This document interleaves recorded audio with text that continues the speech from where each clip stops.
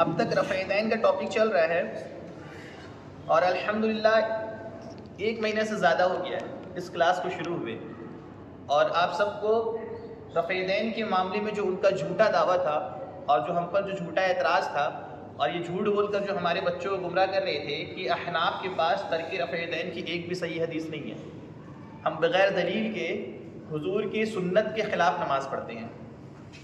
इनका यही कहना होता है ना कि भाई रफ़-ए-दैन करना रुकू में सुन्नत है, तुम सुन्नत के ख़िलाफ़ नमाज़ पढ़ते हो।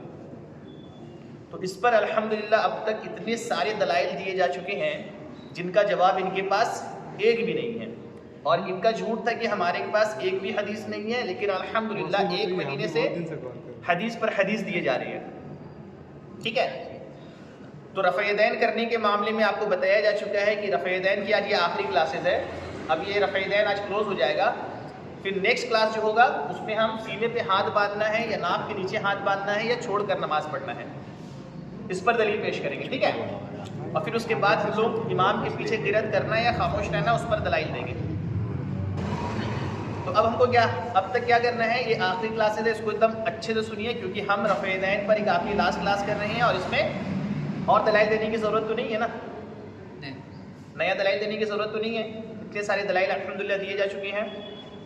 अब जो वो लोग दलील पेश करते हैं उस पर जवाब दे देते हैं कि रफ़-ए-दैन करने पर जो वो दलाइल पेश करते हैं बुखारी शरीफ से, सही मुस्लिम शरीफ से, हमारे बच्चे परेशान हो जाते हैं, भाई ये बुखारी शरीफ से हदीस पढ़ रहा है, मुस्लिम शरीफ से हदीस पढ़ रहा है।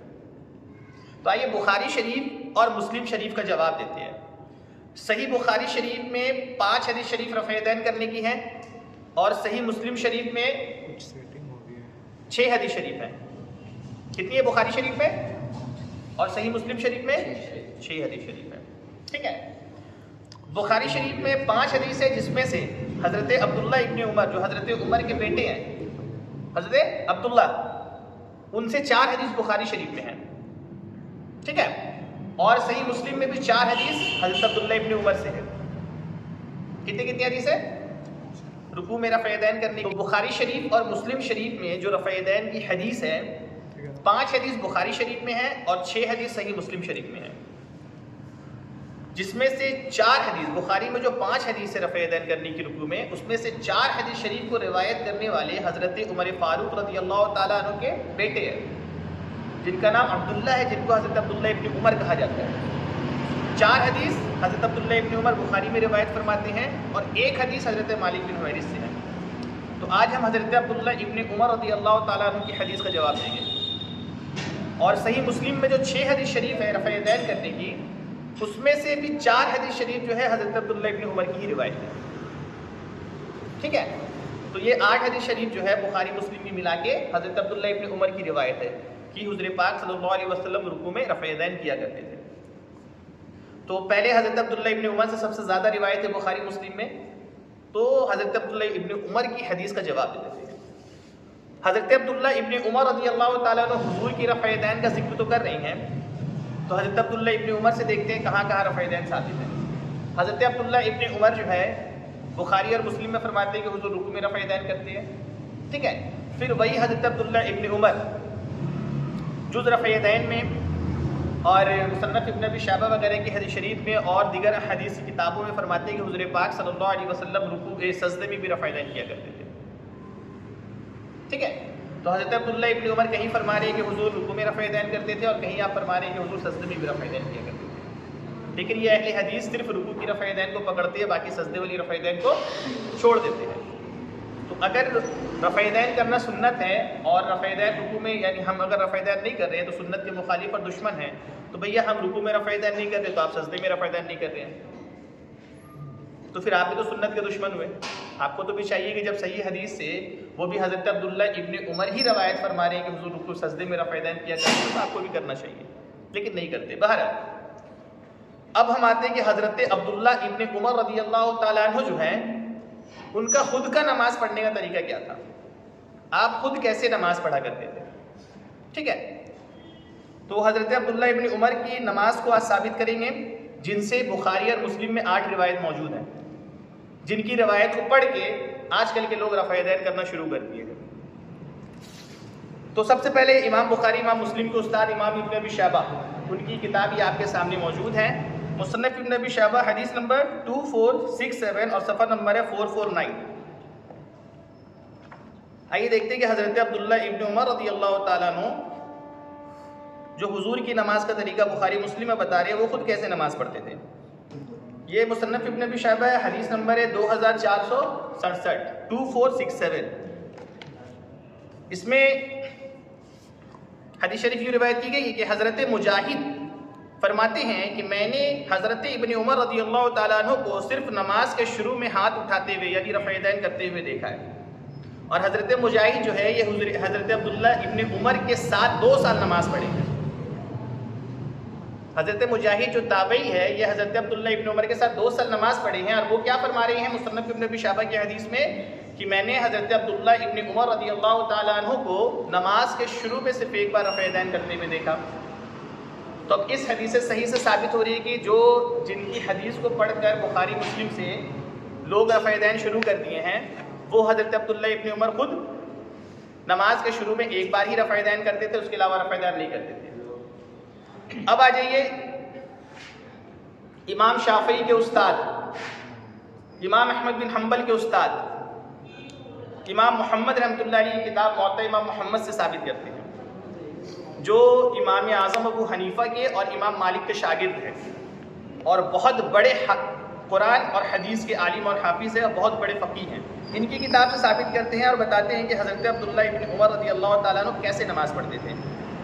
ये मुअत्ता इमाम मोहम्मद है, इसका हदीस नंबर है 109। इसमें इमाम मोहम्मद रहमतुल्लाह अलैह रिवायत फरमाते हैं कि हमें ख़बर दी मोहम्मद बिन अवान बिन साले ने कि अब्दुल अज़ीज़ बिन हकीम ने कहा। कौन कहते हैं?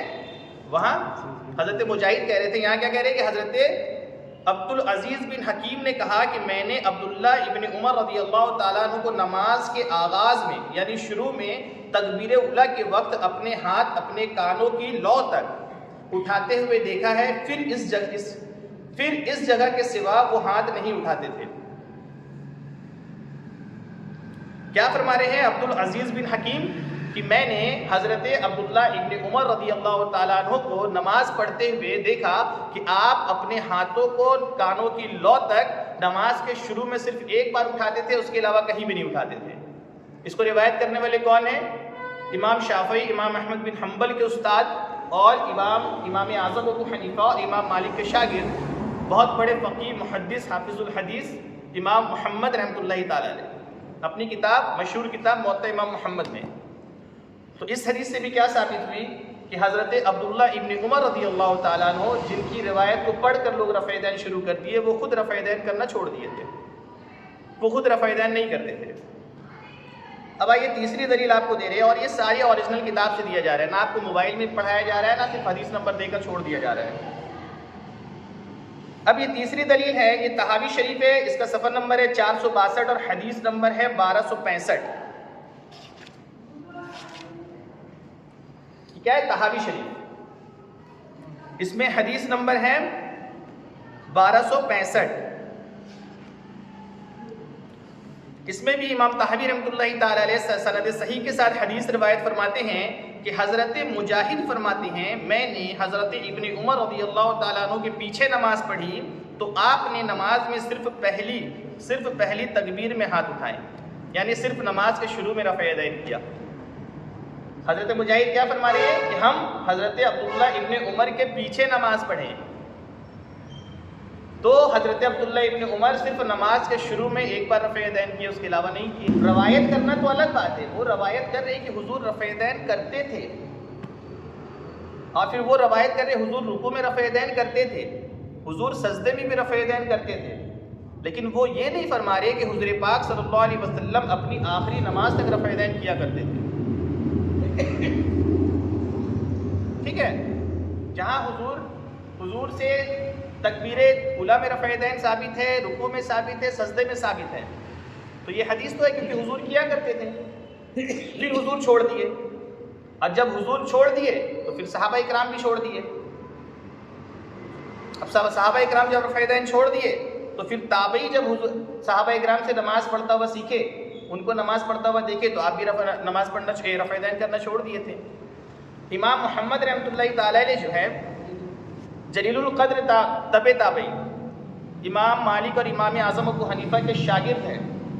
आप क्या फरमाते हैं मोहत्ता इमाम मोहम्मद में? इमाम मोहम्मद रहमतुल्लाहि अलैह कहते हैं कि सुन्नत यही है कि आदमी अपनी नमाज में जब झुके और जब खड़ा हो और जब दूसरे सजदे के लिए झुके तो तकबीर कहे। रफ़ेदैन नमाज में एक ही मर्तबा करे, जब नमाज शुरू करे तो अपने दोनों हाथ कानों तक ले जाए, फिर इसके बाद नमाज में किसी जगह हाथ ना उठाए।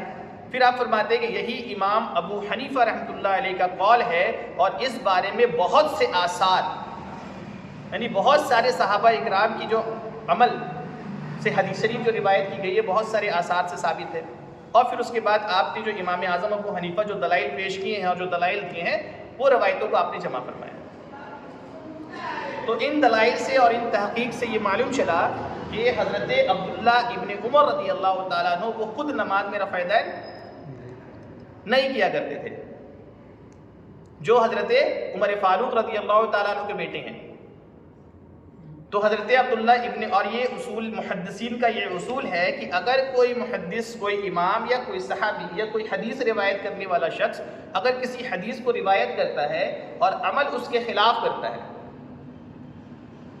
बयान वो हदीस कर रहा है कुछ और, जैसे रफ़ेदैन की हदीस वो रिवायत फरमा रहा है लेकिन अमल उनका उसके खिलाफ है, जैसे कि तर्के रफ़ेदैन की हदीस तो बयान कर रहे हैं लेकिन नमाज में रफ़ेदैन नहीं कर रहे हैं। तो उसूल मुहद्दिसीन है कि अगर रावी अपनी रिवायत करदा हदीस के खिलाफ अमल करे तो वो हदीस मंसूख मानी जाती है। क्यों? क्योंकि रावी को अपनी रिवायत करदा हदीस का इल्म ज़्यादा होता है और उसके पास उस हदीस को मंसूख करने की दलील दूसरी मौजूद होती है जिस पर वो अमल करता है।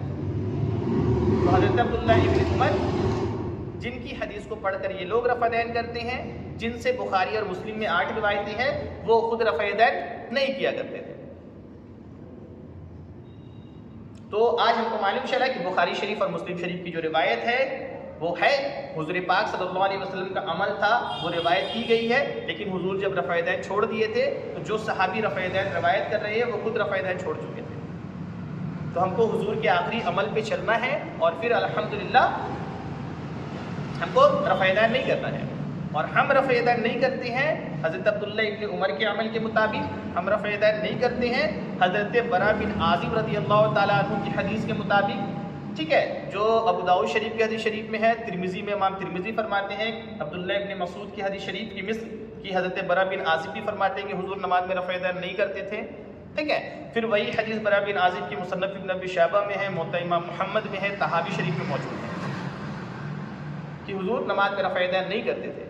और फिर हज़रत अब्दुल्ला इब्न मसूद जो जलीलुल क़द्र फ़क़ीह सहाबी हैं, जिनका मकाम इतना बुलंदो बाला है, जिनके बारे एक मुहद्दिस फरमाते हैं, उनका नाम मुझे नहीं आ रहा यार, वो फरमाते हैं कि अगर कोई बात हज़रत अब्दुल्ला इब्न उमर की हज़रत अब्दुल्ला इब्न मसूद से टकराए कि हज़रत अब्दुल्ला इब्न उमर कुछ बयान कर रहे हैं और हज़रत अब्दुल्ला इब्न मसूद कुछ बयान कर रहे हैं, तो उस जगह में हम हज़रत अब्दुल्ला इब्न उमर की बात नहीं मानेंगे, हज़रत अब्दुल्ला इब्न मसूद की बात को मानेंगे।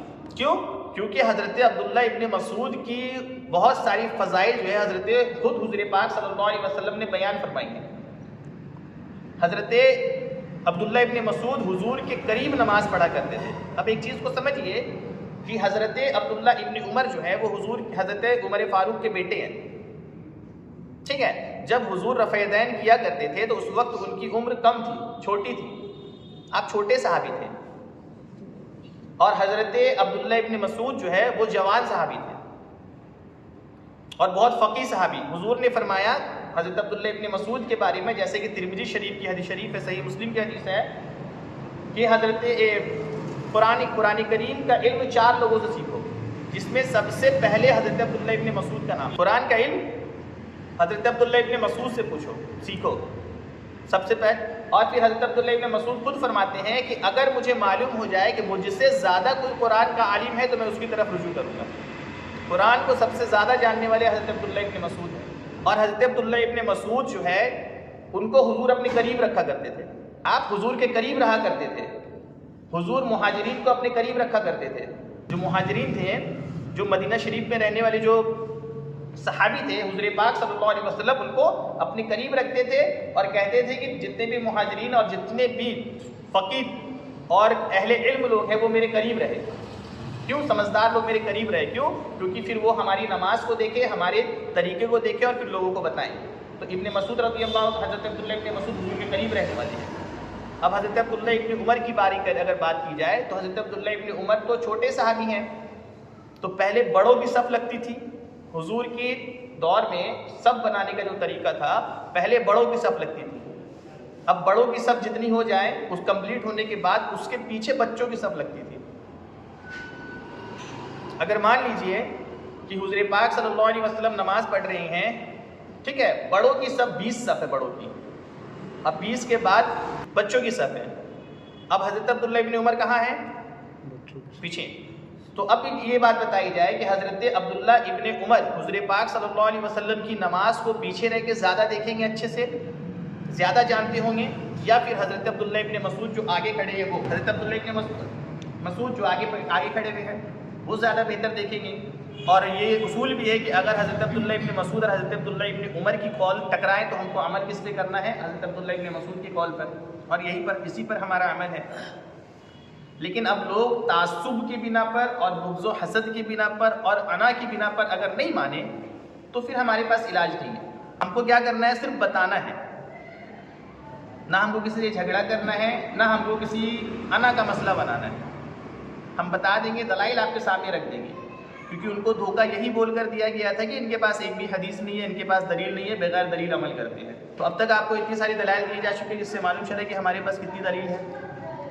और हद तो ये हुई कि हम जैसी ऐसी किताबों से हवाला दे रहे हैं, जो बड़ी बड़ी किताबों से, जो मुहद्दिसीन के उस्तादों के उस्ताद रह चुकी है, उसका नाम तक ये लोग नहीं सुने थे। तो जब नाम नहीं सुने तो फिर जाहिर सी बात है कि वो किताबों को कहाँ से पढ़ेंगे और वो इल्म कहाँ से होगा? जब हमको नॉलेज नहीं होगा तो कोई भी शख्स आएगा हमको झूठ बोलकर गुमराह कर चला जाएगा। नहीं तो हमको क्या मालूम चला है कि हज़रत अब्दुल्लाह इब्ने उमर जिनकी रिवायत ये पेश करते वो खुद रफ़ादान नहीं करते थे। अब किसी को कोई सवाल जवाब, कोई क्वेश्चन, कोई कन्फ्यूज़न? थोड़ा नाव के ऊपर हाथ बांधने वाला मसला जो इसके बाद वही टॉपिक शुरू होगा अगले किसी ने मुझे कहा, जो होगा ना, किसी ने कहा था मेरे को कि ये इमाम मालिक रफ़ादान करते थे, बात बोले थे ना, तो इसका कोई दलील? देखो इमाम मालिक रहमतुल्लाहि ताला अलैह जो है, हम हनफी हैं, ठीक है, तो इमाम आज़म अबू हनीफ़ा को हनफी ज़्यादा बेहतर जानेंगे या फिर दूसरे लोग ज़्यादा बेहतर जानेंगे? हनफी मुहद्दिस इमाम आज़म अबू हनीफ़ा को ज़्यादा जानेंगे, उनके स्टूडेंट, या फिर दूसरे लोग जो उनका ज़माना भी नहीं पाए उनके शागिर्द ज़्यादा जानेंगे? इब्नुल कासिम जो है वो इमाम मालिक रहमतुल्लाहि ताला अलैह के शागिर्द हैं, ठीक है, और उन्होंने खुद अल-मुदव्वनातुल कुब्रा किताब लिखी, जिनकी बातों को सुनकर लोग इस चीज़ को बयान करते हैं ना वो किताब पढ़ते हैं, ना उनके पास किताबें होती हैं, बस वीडियो में जो उसको बता रहा है, जैसे मिर्ज़ा बता रहा है, तो मिर्ज़ा इस बात को खुद इकरार करता है कि अल-मुदव्वनातुल कुब्रा जो है ये इमाम मालिक की फिक़्ह मालिकी की बहुत मुस्तनद किताब है, और इसमें इब्नुल कासिम जो है इमाम मालिक के शागिर्द, वो डायरेक्ट हज़रत मालिक से सवाल कर रहे हैं और हज़रत मालिक जो जवाब दे रहे हैं वो इसमें लिखा जा रहा है। तो उस किताब में अल-मुदव्वनातुल कुब्रा में इमाम मालिक के शागिर्द लिखते हैं कि इमाम मालिक रहमतुल्लाह अलैह फरमाते हैं कि मैं तकबीर उला के अलावा कहीं भी रफ़अदैन को नहीं जानता। इमाम मालिक रहमतुल्लाह ताला अलैह फरमाते हैं मैं तकबीर के अलावा कहीं भी रफ़अदैन को ज़ईफ़ मानता हूँ। तो अब वो इमाम मालिक से पूछ के इमाम मालिक का कॉल नकल कर रहे हैं, इमाम मालिक खुद फरमा रहे हैं, ये लोग कहते हैं कि नहीं इमाम मालिक रफ़अदैन करते थे। अल्लामा इब्ने रुश्द मालिकी रहमतुल्लाह अलैह, कौन? अल्लामा इब्ने रुश्द मालिकी रहमतुल्लाह ताला अलैह, जिनकी किताब है बदायतुल मुज्तहिद, वो किताब मेरे पास मौजूद है। अल्लामा बदायतुल मुज्तहिद में इब्ने रुश्द मालिकी रहमतुल्लाह अलैह वो खुद मालिकी हैं, और वो फरमा रहे हैं कि मशहूर कौल इमाम मालिक रहमतुल्लाह ताला अलैह से इब्नुल कासिम ने रवायत फरमाया कि हज़रत मालिक फरमाते हैं कि तकबीर उला के अलावा कहीं भी रफ़अदैन ज़ईफ़ है। और फिर उसी इब्ने रुश्द में इब्ने रुश्द जो है बदायतुल मुज्तहिद में फरमाते हैं कि इमाम मालिक रहमतुल्लाह ताला अलैह, इमाम आज़म अबू हनीफ़ा रहमतुल्लाह ताला अलैह, ये लोग जो है रफ़अदैन नहीं किया करते थे। अल्लामा अब्दुल बर मालिकी रहमतुल्लाह ताला अलैह वो फरमा रहे कि अक्सर मालिकियों ने हज़रत इमाम मालिक रहमतुल्लाह ताला अलैह से तर्के रफ़अदैन रिवायत किया है कि हज़रत मालिक रहमतुल्लाह ताला अलैह रफ़अदैन नहीं करते थे। और ऐसे बहुत सारे दलाइल है जिसमें खुद इमाम मालिक रहमतुल्लाह मालिकी मज़हब को मानने वाले लोग भी रफ़ा यदैन नहीं कर रहे हैं और मालिकी मज़हब के जो आइम्मा और मुहद्दिस हैं वो खुद तर्के रफ़ा यदैन पर किताबें तर्के रफ़ा यदैन पर दलाइल पेश कर रहे हैं और इमाम मालिक रहमतुल्लाह ताला अलैह से तर्के रफ़ा यदैन जिक्र कर रहे हैं।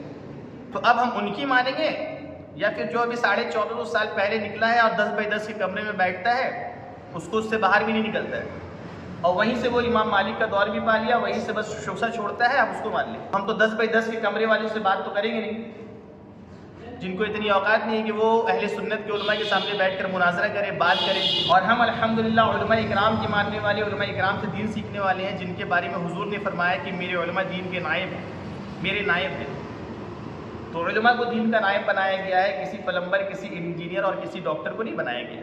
तो हम उलमा इकराम से दीन सीखेंगे अल्हम्दुलिल्लाह। तो अल्हम्दुलिल्लाह इमाम मालिक रहमतुल्लाह अलैह रफ़ा यदैन नहीं करते थे और मालिकी भी रफ़ा यदैन नहीं करते हैं।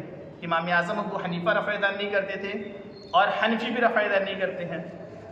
इमाम शाफ़ई रफ़ा यदैन के कायल हैं तो शाफ़ई करते हैं, इमाम अहमद बिन हम्बल रफ़ा यदैन के कायल हैं तो वो रफ़ा यदैन करते हैं। झूठ बोलकर धोखा देना ये शैतानों का काम है। जो सच है वो सच है, जो हक़ है वो हक़ है। हमारे मज़हब में यही है, अहले सुन्नत में, कि कभी झूठ बोलकर धोखा नहीं दिया जाता। ठीक है। और बाकी इस पर जो बुखारी शरीफ की हदीस जो हज़रत मालिक बिन हुवैरिस की है कि हज़रत मालिक बिन हुवैरिस फरमा रहे कि हुज़ूर रुकू में रफ़ा यदैन करते थे, तो वही मालिक बिन हुवैरिस का जवाब जो है आपको वीडियो में दिया जाएगा। अब ये क्लास बहुत लंबा हुआ, उसको शॉर्ट करके हमको दूसरा टॉपिक में स्टार्ट करना है। ठीक है। अब फिर वाइल बिन हुजर की रिवायत जो सही मुस्लिम में है, तो वाइल बिन हुजर का भी आपको जवाब दिया जाएगा कि हज़रत वाइल बिन हुजर की रिवायत जो है वो क्या है और उस पर अमल करना है या नहीं करना है, और वाइल बिन हुजर से कहाँ कहाँ रफ़ा यदैन साबित है, वो वीडियो में दिया जाएगा इंशाल्लाह, शॉर्ट वीडियो बना के, वो उसको आप लोग देखते रहिएगा। आज रफ़ा यदैन को यहाँ पर ही कंप्लीट कर देते हैं। तो अब आपके सामने अगर कोई आएगा रफ़ा यदैन की हदीस को लेकर तो आप आँख बंद करके मान लीजिए। इधर सुनिए, बोले कि अब अगर कोई रफ़ा यदैन की हदीस लेकर आपके सामने आएगा तो आप क्या करेंगे? रफ़ा यदैन करना शुरू कर देंगे? नहीं ना। आप कहिएगा भाई आपका अमल, आप जो हदीस पर अमल कर रहे हैं आप करो, अल्हम्दुलिल्लाह हमारे पास मेरी जो हदीस शरीफ है उस पर हमारा अमल है और अब जो दलील हमारे पास है जिस पर हम अमल करते हैं वो आप हमारे सामने ले लो। सवाल है।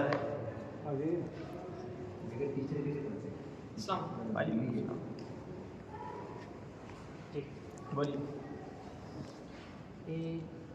मतलब कुरान अपने से पढ़ सकते हैं ना? हाँ, सीख गया तो फिर अपने कुरान करीम को देखिए, अपने से बगैर उस्ताद के तो कोई अलीफ बा ता नहीं पढ़ सकता, तो सीखना ही पड़ेगा, वो तो सीखना पड़ेगा। उसके बाद तो पढ़, जब आप सीख लेंगे उस्ताद से, एक्सपर्ट से, उसके बाद आप पढ़िए, कौन मना करता है? अब आप कुरान को सीखेंगे नहीं और उसके बाद बगैर सीखे कुरान पढ़ेंगे तो जाहिर सी बात है गलती करेंगे, तो गलती कीजिएगा और सीखिएगा भी नहीं तो उसका अजाब मिलेगा। कुछ लोग देखो, ये सवाल आपके पास आया है कि वो 10x10 के कमरे में बैठने वाला एक इंसान है, वो बोला है कि भैया ये लोग कहते हैं कि कुरान को डायरेक्ट मत पढ़ो, गुमराह हो जाओगे। हाँ, ऐसे ही कुछ हम भी, है ना? मेरे को कोई और बोला था, झूठ बोला जाता है।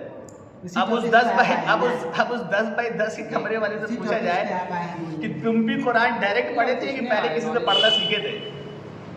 वो कुरान पहले सीखा पढ़ना और दावा बहुत बड़ा करता है कि 92 में मैं तजवीद पे और क्या नाम है क़िरात पे एकदम एक्सपर्ट हो गया था, माहिर हो गया था, मेरे ऐसे तो कोई कुरान पढ़ नहीं सकता है। और जब कुरान की तिलावत देखी जाती है तो ज़बर को ज़ेर, ज़ेर को ज़बर और उसके बाद ऊपर से कोई हर्फ गायब कर देता है, गलत तलत कुरान पढ़ के निकल जाता है और दावा करता है कि मेरे ऐसा कोई कुरान पढ़ नहीं सकता। उसी से पूछा जाए कि कहीं सीखे हो कि तुम अपने से डायरेक्ट पढ़े? तो जो खुद को कुरान सबसे बेहतर पढ़ने का माहिर बताता है वो खुद कुरान नहीं पढ़ पाता। अब वो कह रहा है बच्चों को कि तुम भी भैया किसी आलिम से कुरान मत पढ़ो। तो उसको बोला जाए कि भैया हम एक काम करते हैं, छोटा सा बच्चा ला कर देते हैं, उसको बोले किसी आलिम से सीखने की ज़रूरत नहीं है, कुरान सामने रख दो, पूरे डायरेक्ट पढ़ो। अच्छा, डायरेक्ट कुरान पढ़ना है, किसी आलिम से नहीं पढ़ना है, किसी आलिम से नहीं समझना है, उसी मिर्ज़ा के सामने सिर्फ अरबी कुरान रख दो ना। अब बोलो डायरेक्ट पढ़ो और हमको बताओ, एक वर्ड का तर्जमा नहीं आएगा उसको, फिर उसको चाहिए किसी आलिम की तर्जुमा की हुई किताब, तब वो उर्दू पढ़ेगा और फिर उसके बाद जो आलिम उसका तर्जमा किए हैं अब उसको तर्जमा को वो बताएगा। तो जाहिर सी बात है कि अब कुरान पढ़ने के लिए आलिम की, कुरान को समझने के लिए आलिम की ज़रूरत है। कुरान अगर आप पढ़ना सीख भी लेंगे अरबी को, तो पढ़ना और हो जाता है, समझना और हो जाता है। पढ़कर इंसान समझ नहीं पाएगा, पढ़ने के लिए हमको समझने के लिए फिर तर्जमा की ज़रूरत है, और फिर तर्जमा में भी हमको फिर तफसीर की ज़रूरत पड़ेगी। अब कौन इंसान के पास एक एक आयत करीमा की शान नुज़ूल क्या है, वो कब नाजिल हुई है, ये आयत कौन सी है, मुताशाबिहात है, या फिर ये आयत करीमा क्या है, ये मुताक़ियात में है क्या, कौन सा, ये सारी चीज़ें फिर कौन बताएगा? ये आलिम दीन बताएंगे। आयत मुताशाबिहात पर ईमान लाना, उसका क्या नाम है, तर्जमा करना, तावील करना, ये मना है, कुफ्र है। अब बोले भाई अलिफ लाम मीम, कोई आलिम ने तर्जमा नहीं किया, अब इस पे दिमाग लगाएंगे? कोई इसको नहीं बताया। तो बोलेंगे नहीं, इस पर हमको नहीं दिमाग लगाना है, इसका जो सही माना है वो अल्लाह और उसके रसूल बेहतर जानते हैं। अब आयत करीमा कुरान करीम में है, तो कुरान करीम में बहुत सी आयत करीमा जो है वो मनसूख है, जिसका हुक्म मनसूख है। अब बहुत सी आयत करीमा नासिक है, लेकिन तिलावत तो सब की जाती है, लेकिन अमल सब पर नहीं किया जाता, अमल सिर्फ नासिक पे किया जाता है। इमाम जलालुद्दीन सुयूती रहमतुल्लाहि ताला अलैह अपनी किताब अल इत्तिकान फी उलूमुल कुरान में फरमाते हैं, क्या फरमाते हैं? अल इत्तिकान फी उलूमुल कुरान में कि कुरान करीम की 124 आयत करीमा है जिसमें जिहाद से मना किया गया है। क्या है? 124 आयत करीमा है जिससे जिहाद से मना किया गया है।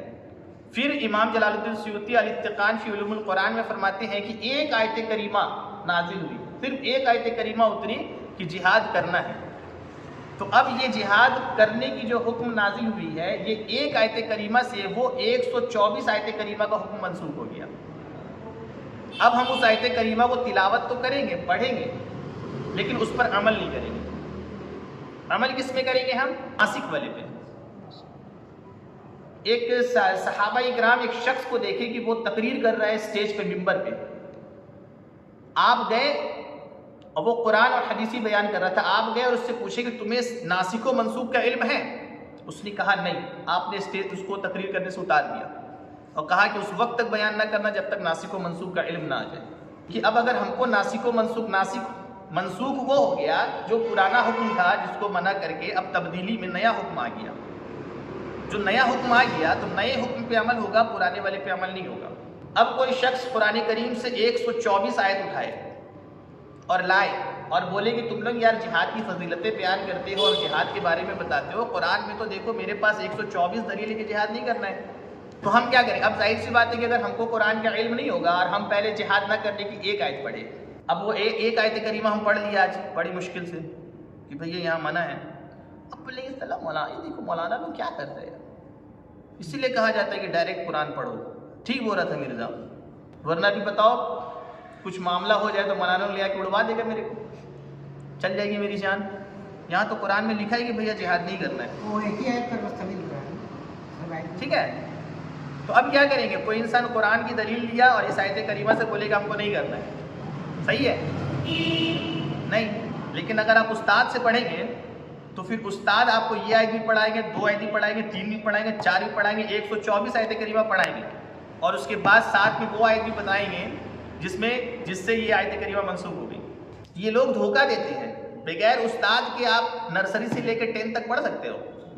नर्सरी से 10 तक पढ़ लिया, नर्सरी से 10 तक आप उस्ताद से पढ़ लिए, अच्छे नंबर से टॉप कर लिए, तो फिर 11 12 पढ़ लोगे, ग्रेजुएशन कर लोगे, क्योंकि उस्ताद से तो पढ़ लिए 10 तक, पढ़ना सीख भी चुके थे, तो पढ़ना भी सीख चुके 10 साल, वो भी नहीं पढ़ा, तो ग्रेजुएशन कर लेंगे बगैर उस्ताद के। ना ग्रेजुएशन कर पाएंगे ना सर्टिफिकेट मिलेगा, कुछ नहीं। हार्ट का ऑपरेशन करना होगा तो बगैर उस्ताद के कर लेंगे? नहीं कर सकेंगे। तो दीनी मामला तो कुरान के इल्म के आगे कुछ भी नहीं है। तो जब हमको दुनियावी मामला जो कुरान करीम के इल्म के आगे कुछ भी नहीं है, उसके लिए हमको बेहतरीन उस्ताद की ज़रूरत है, तो फिर कुरान करीम का इल्म जो समुंदर है उसके लिए तो हमको और अच्छे उस्ताद और माहिरीन की ज़रूरत पड़ेगी ना। अब कहते हैं कि भाई नहीं, कुरान डायरेक्ट मत पढ़ो, गुमराह हो जाओगे। तो कम इल्म लोगों के लिए वाकई में अगर कोई इंसान कुरान बगैर उस्ताद का पढ़ेगा, बगैर इल्म का पढ़ेगा, वो गुमराह हो जाएगा। और ये हम नहीं कह रहे हैं, ये सूरह बकरा की आयत करीमा है। अल्लाह पाक इरशाद फरमाता है सूरह बकरा में कि और इसी आयत करीम और यही कुरान है जिसको पढ़कर लोग हिदायत पाते हैं और जिसको पढ़कर लोग गुमराह होते हैं। तो भाई कैसे, कुरान तो हिदायत के लिए है, फिर कैसे लोग कुरान पढ़ के हिदायत भी पा रहे हैं, कुरान पढ़कर गुमराह भी हो रहे हैं?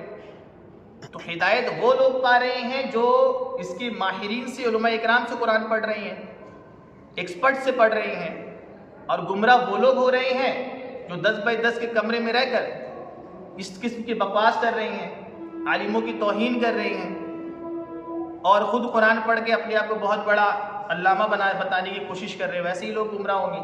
फिर कोई इंसान कुरान पढ़ा और कुरान में वो इंसान तफसीर किया अपनी राय से, जिसको तफसीर बिल राय कहते हैं, तो हुजूर फरमाते हैं जो कोई कुरान पढ़े और कुरान में तफसीर बिल राय करे तो उसका ठिकाना जहन्नम है, वो शख्स जहन्नमी है। कुरान में अपनी तरफ से तफसीर करने वाला भी जहन्नमी है। तो कुरान तो पढ़ लिए हम, तर्जमा तो कर लिए, लेकिन अब उसकी तफसीर हम कैसे जानेंगे? तो उसके लिए हमको अहले इल्म की ज़रूरत है।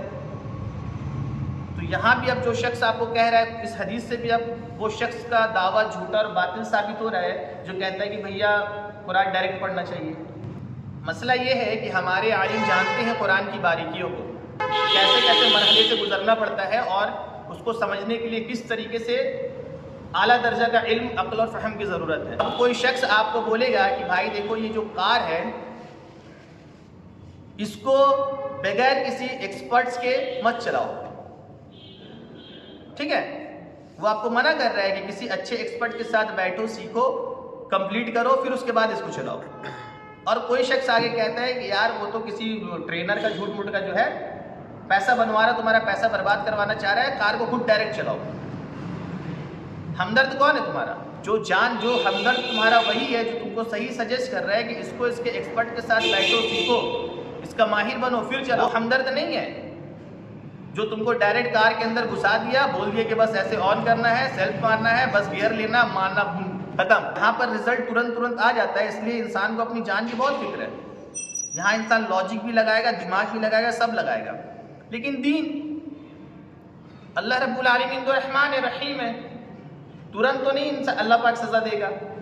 मैदान महशर में जब इंसान मरेगा, मर के कब्र में जाएगा, फिर उसके बाद के मामला तो हमको छुपे हुए हैं। फंसाने वाला तो फंसा के चलिए आपको। आप लोग स्टूडेंट है ना, पढ़े लिखे हैं ना, पढ़ रहे हैं ना, क्या पढ़ाई कर रहे हैं? इंजीनियरिंग कर रहे हैं। तो इंजीनियरिंग आप बस ऐसे ही यूट्यूब से देख कर सीख ले रहे हैं किसी इंजीनियर से, या फिर कहीं दाखिला लिए हैं? तो आज की डेट में दाखिला लेने की क्या ज़रूरत है डायरेक्ट इंजीनियरिंग का? यूट्यूब पे तो दुनिया भर का इंजीनियर लोग पढ़ा हुआ है। नहीं, हंसने की बात नहीं है, एक समझने की बात है। अब जैसे मान लो कोई इंटर का स्टूडेंट है या कोई ग्रेजुएशन कर रहा है या कोई डॉक्टरी कर रहा है, तो हमको क्या ज़रूरत है जाकर फीस देने का, 5-5 साल वक्त बर्बाद करने का? 5-5 साल वक्त बर्बाद करने की क्या ज़रूरत है? दुनियावी मामलात की बता रहे हैं। बहुत सारे इंजीनियर पढ़े हुए, यूट्यूब में देखना है, किताब लेना है, बस उसके बाद जाके जो 20 साल से पढ़ा रहा है ना, जिसका कॉलेज है, जिसका बाप दादा भी इंजीनियर थे, वो भी इंजीनियर है, जो माहिरीन एक्सपर्ट है, फिर जाना है किताब लेना, उसके मुँह पे मारना है, तुम लोग तो बेकार हो। देखो हम बता रहे हैं इंजीनियरिंग ये है। जैसे आजकल लोग कर रहे हैं, 15 साल खपा कर आलिम बन रहे लोग, इल्म सीख रहे हैं, उसकी बारीकियों को जान रहे हैं, उन सब को पीछे करके 10 बाई 10 के कमरे में बैठ गया एक शख्स है, तो इंजीनियर, आलिम भी नहीं। काम तो ये था कि उसको जाना चाहिए, किसी का बिल्डिंग देख के बनाना चाहिए, किसी का गटर का पाइप जाम हो गया उसको जाके छुड़ाना चाहिए, उस पर टेक्निक बताना चाहिए, काम तो उसका ये था फील्ड। लेकिन वो क्या कर रहा है? किसी मौलवी मौलाना की ज़रूरत नहीं है, इंजीनियर पैदा हो गया भैया, उससे दीन सीखिए आप। अब लोग भी यही कर रहे हैं, हमको आलिम की ज़रूरत नहीं है, हम क्या कहेंगे भैया मुफ्ती साहब से दीन सीखने के लिए, हम क्या कहेंगे भैया आलिम से दीन सीखने के लिए? तो 20 साल 15 साल मदरसा में पढ़ के जो निकले, क्या ज़रूरत है? बस हमको खाली 2 वीडियो देखना है, मोबाइल में बस निकाला, सर्च किया, हो गया। तो सोचिए दुनियावी मामलात में लोग इतना सीरियस है, दुनियावी मामला में इतना सीरियस है। हज़ारों वीडियोस आपको मिल जाएगा यूट्यूब पर। कोई लड़का अच्छा दोस्त भी आपको बोलेगा भाई छोड़ ना यार, पैसा उससे खाए बर्बाद कर रहा है यार, इंजीनियर बन ना, लेना, बैठिएगा उसके साथ आप, लेकिन काहे बहका रहा है, हमको गुमराह कर रहा है। हमको सीखने थे भाई, इंजीनियरिंग करने थे जाके। तो जब हम दुनियावी मामला में इतना सीरियस है तो हमको दीनी मामला में कितना सीरियस होना चाहिए। दुनियावी मामले में हम अच्छे से अच्छा टीचर, अच्छे से अच्छा कॉलेज, अच्छे से अच्छा स्कूल खोजते हैं ना, तो दीनी मामला में भी हमको अच्छे से अच्छे आलिम, अच्छे से अच्छे एक्सपर्ट्स, अच्छे से अच्छे फ़कीह की बारगाह में जाना है, उनसे दीन सीखना है। लेकिन वहाँ लापरवाही। लेकिन अल्लाह का शुक्र व एहसान है कि हम लोग न दीन के मामले, दुनियावी मामले में तो लापरवाही करते नहीं है। जब दुनियावी मामला में हम लापरवाही नहीं करते तो दीन का मामला तो ईमान का मामला है। यहाँ तो हम और लापरवाही नहीं करते हैं। बोलिए। गैरुल्लाह से मदद कर गई। एक तो दोस्त आया सऊदी से, तो हमको नहीं ऐसा कुछ नहीं है मेरा, तो नहीं, अगर कोई ऐसा सवाल करता है उसको पूछे कीजिए डायरेक्टली। हाँ, तो वो बोला कि मतलब मज़ार पे जाके मतलब मांगते हैं और नबी से, वो बोले कि मतलब अल्लाह जो है जो 70 माओ से ज़्यादा प्यार करते हैं, उससे डायरेक्ट क्यों नहीं मांगते? तो करीब है, कुरान में फरमाते अल्लाह ताला कि करीब है और दोस्त की तरह है, तो डायरेक्ट मांगना चाहिए। देखिए इस मामले में इया का नबुद व इया का नस्तईन भी देखिए, इन मामले में वो जो बच्चा जो सऊदी गया ना, वो भी सुन्नी है, वो सुन्नी उसका घर हम देखिए सब सुन्नी है। मेन मसला क्या होता है नहीं रहती है, कि वहाँ से आके ट्रांसफर हो जाते हैं। तो हम हम- जवाब नहीं दे पाए, मेरे पास नॉलेज नहीं था, इसीलिए हम सोचे कि ये सवाल हम पूछें। देखिए मसला क्या होता है ना कि सुन्नी होना तो छोड़ दीजिए, आप मुसलमान होने की हम बात कर रहे हैं। हाँ, कोई शख्स मुसलमान है, इस्लाम का कुछ भी इल्म नहीं है उसके अंदर, कलमा पढ़ने पूछिए नहीं मालूम, तुम्हारे नबी का नाम क्या है नहीं मालूम, दिन भर में कितने नमाज फर्ज है नहीं मालूम, असर का नमाज कितना है, जुहर का नमाज कितना है नहीं मालूम, लेकिन मुसलमान है। कुछ नहीं मालूम है लेकिन मुसलमान है। तो वैसे ही लोगों के पास जब अगर गैर मुस्लिम आते हैं, या फिर ये जो अभी निकला है एक्स मुस्लिम वाला कितना, किसी को नहीं मानते हम, किसी खुदा को नहीं मानते। फिर वैसा लड़का जब जाता है तो फिर ऐसे ही लोगों को गुमराह कर लेता है। तो खाली नाम का होना नहीं, असल में आपके अंदर उसका इल्म होना चाहिए। सुन्नी है लेकिन सुन्नियत का इल्म नहीं। हाँ, हम सुन्नी क्या है? हम सुन्नी तो है बचपन से, लेकिन हमारे अंदर सुन्नियत का इल्म नहीं है। हमारे अकायद पर क्या दलाइल है, किस दलीलों के बिना पर हमारा अकीदा है, ये हमको नहीं मालूम। तो फिर हम कहाँ से सुन्नी में, फिर तो नाम के सुन्नी रह गए ना। तो फिर कोई भी आएगा इंसान सवाल करेगा, हम जवाब नहीं दे पाएंगे और फिर उसके सवाल से खुद मुतासिर होंगे और गड़बड़ा जाएंगे। अब जैसे ये देखिए मसला एकदम बहुत साफ लगेगा, बहुत अच्छा लगेगा ये सवाल जो करता है कि भाई हम अल्लाह की तरफ अल्लाह को से मदद मांगने को कहते हैं और तुम गैरुल्लाह को मदद मांग रहे हो। हाँ, बोले कुरान सीधा में साधा भी है। इंसान बोलेगा कुरान में भैया अल्लाह से मदद मांगने का जिक्र है और तुम अल्लाह को छोड़े गैरुल्लाह से मदद मांग रहे हो। कुरान में अल्लाह पाक इरशाद फरमाता है मुझसे मांगो, मुसलमानों का मददगार अल्लाह है, अल्लाह पाक सहे रग से भी ज़्यादा करीब है। तो अब सीधा साधा इंसान बोलेगा हाँ देखो सुन्नी के अंदर कुछ हो नहीं हो लेकिन अल्लाह उसके रसूल की मोहब्बत और अदब बहुत होती है। तो अब कोई भी शख्स कुरान को सुनकर वो इंसान तुरंत अट्रैक्ट होगा, नहीं भैया कुरान में तो लिखा हुआ है। इस टॉपिक पर हम वहाबियों के मुफ्तियों से, आलिमों से बात किए गए। छत्ता मस्जिद यहीं पर ही है, इस पर एक मुफ्ती नाम आया था, मुफ्ती वसीम नाम के। बच्चों को तबलीगी जमात में लेके जा रहे थे। इनके पास शायद ये भी पिछले साल दिसंबर का ही मामला है, 1 साल हो गया दिसंबर को। तो मसला यही आया था गैरुल्लाह से मदद मांगने पर। हम बोले अच्छा एक बात बताइए, आप अल्लाह के प्यारे रसूल सल्लल्लाहु अलैहि वसल्लम को मददगार मानते हैं या नहीं मानते? हमको बोले एक बात बताओ, सूरह इखलास पढ़े हैं आप? हम बोले अल्हम्दुलिल्लाह पढ़े। वो मुफ्ती है। बोले सूरह फातिहा पढ़े हो? बोले अल्हम्दुलिल्लाह पढ़े हैं। तो बोले आप सूरह फातिहा में इय्याका नअबुदु व इय्याका नस्तईन पढ़े हैं? हम बोले अल्हम्दुलिल्लाह पढ़े हैं। तो बोले बस मसला क्लियर हो गया। बोले कैसे क्लियर हो गया?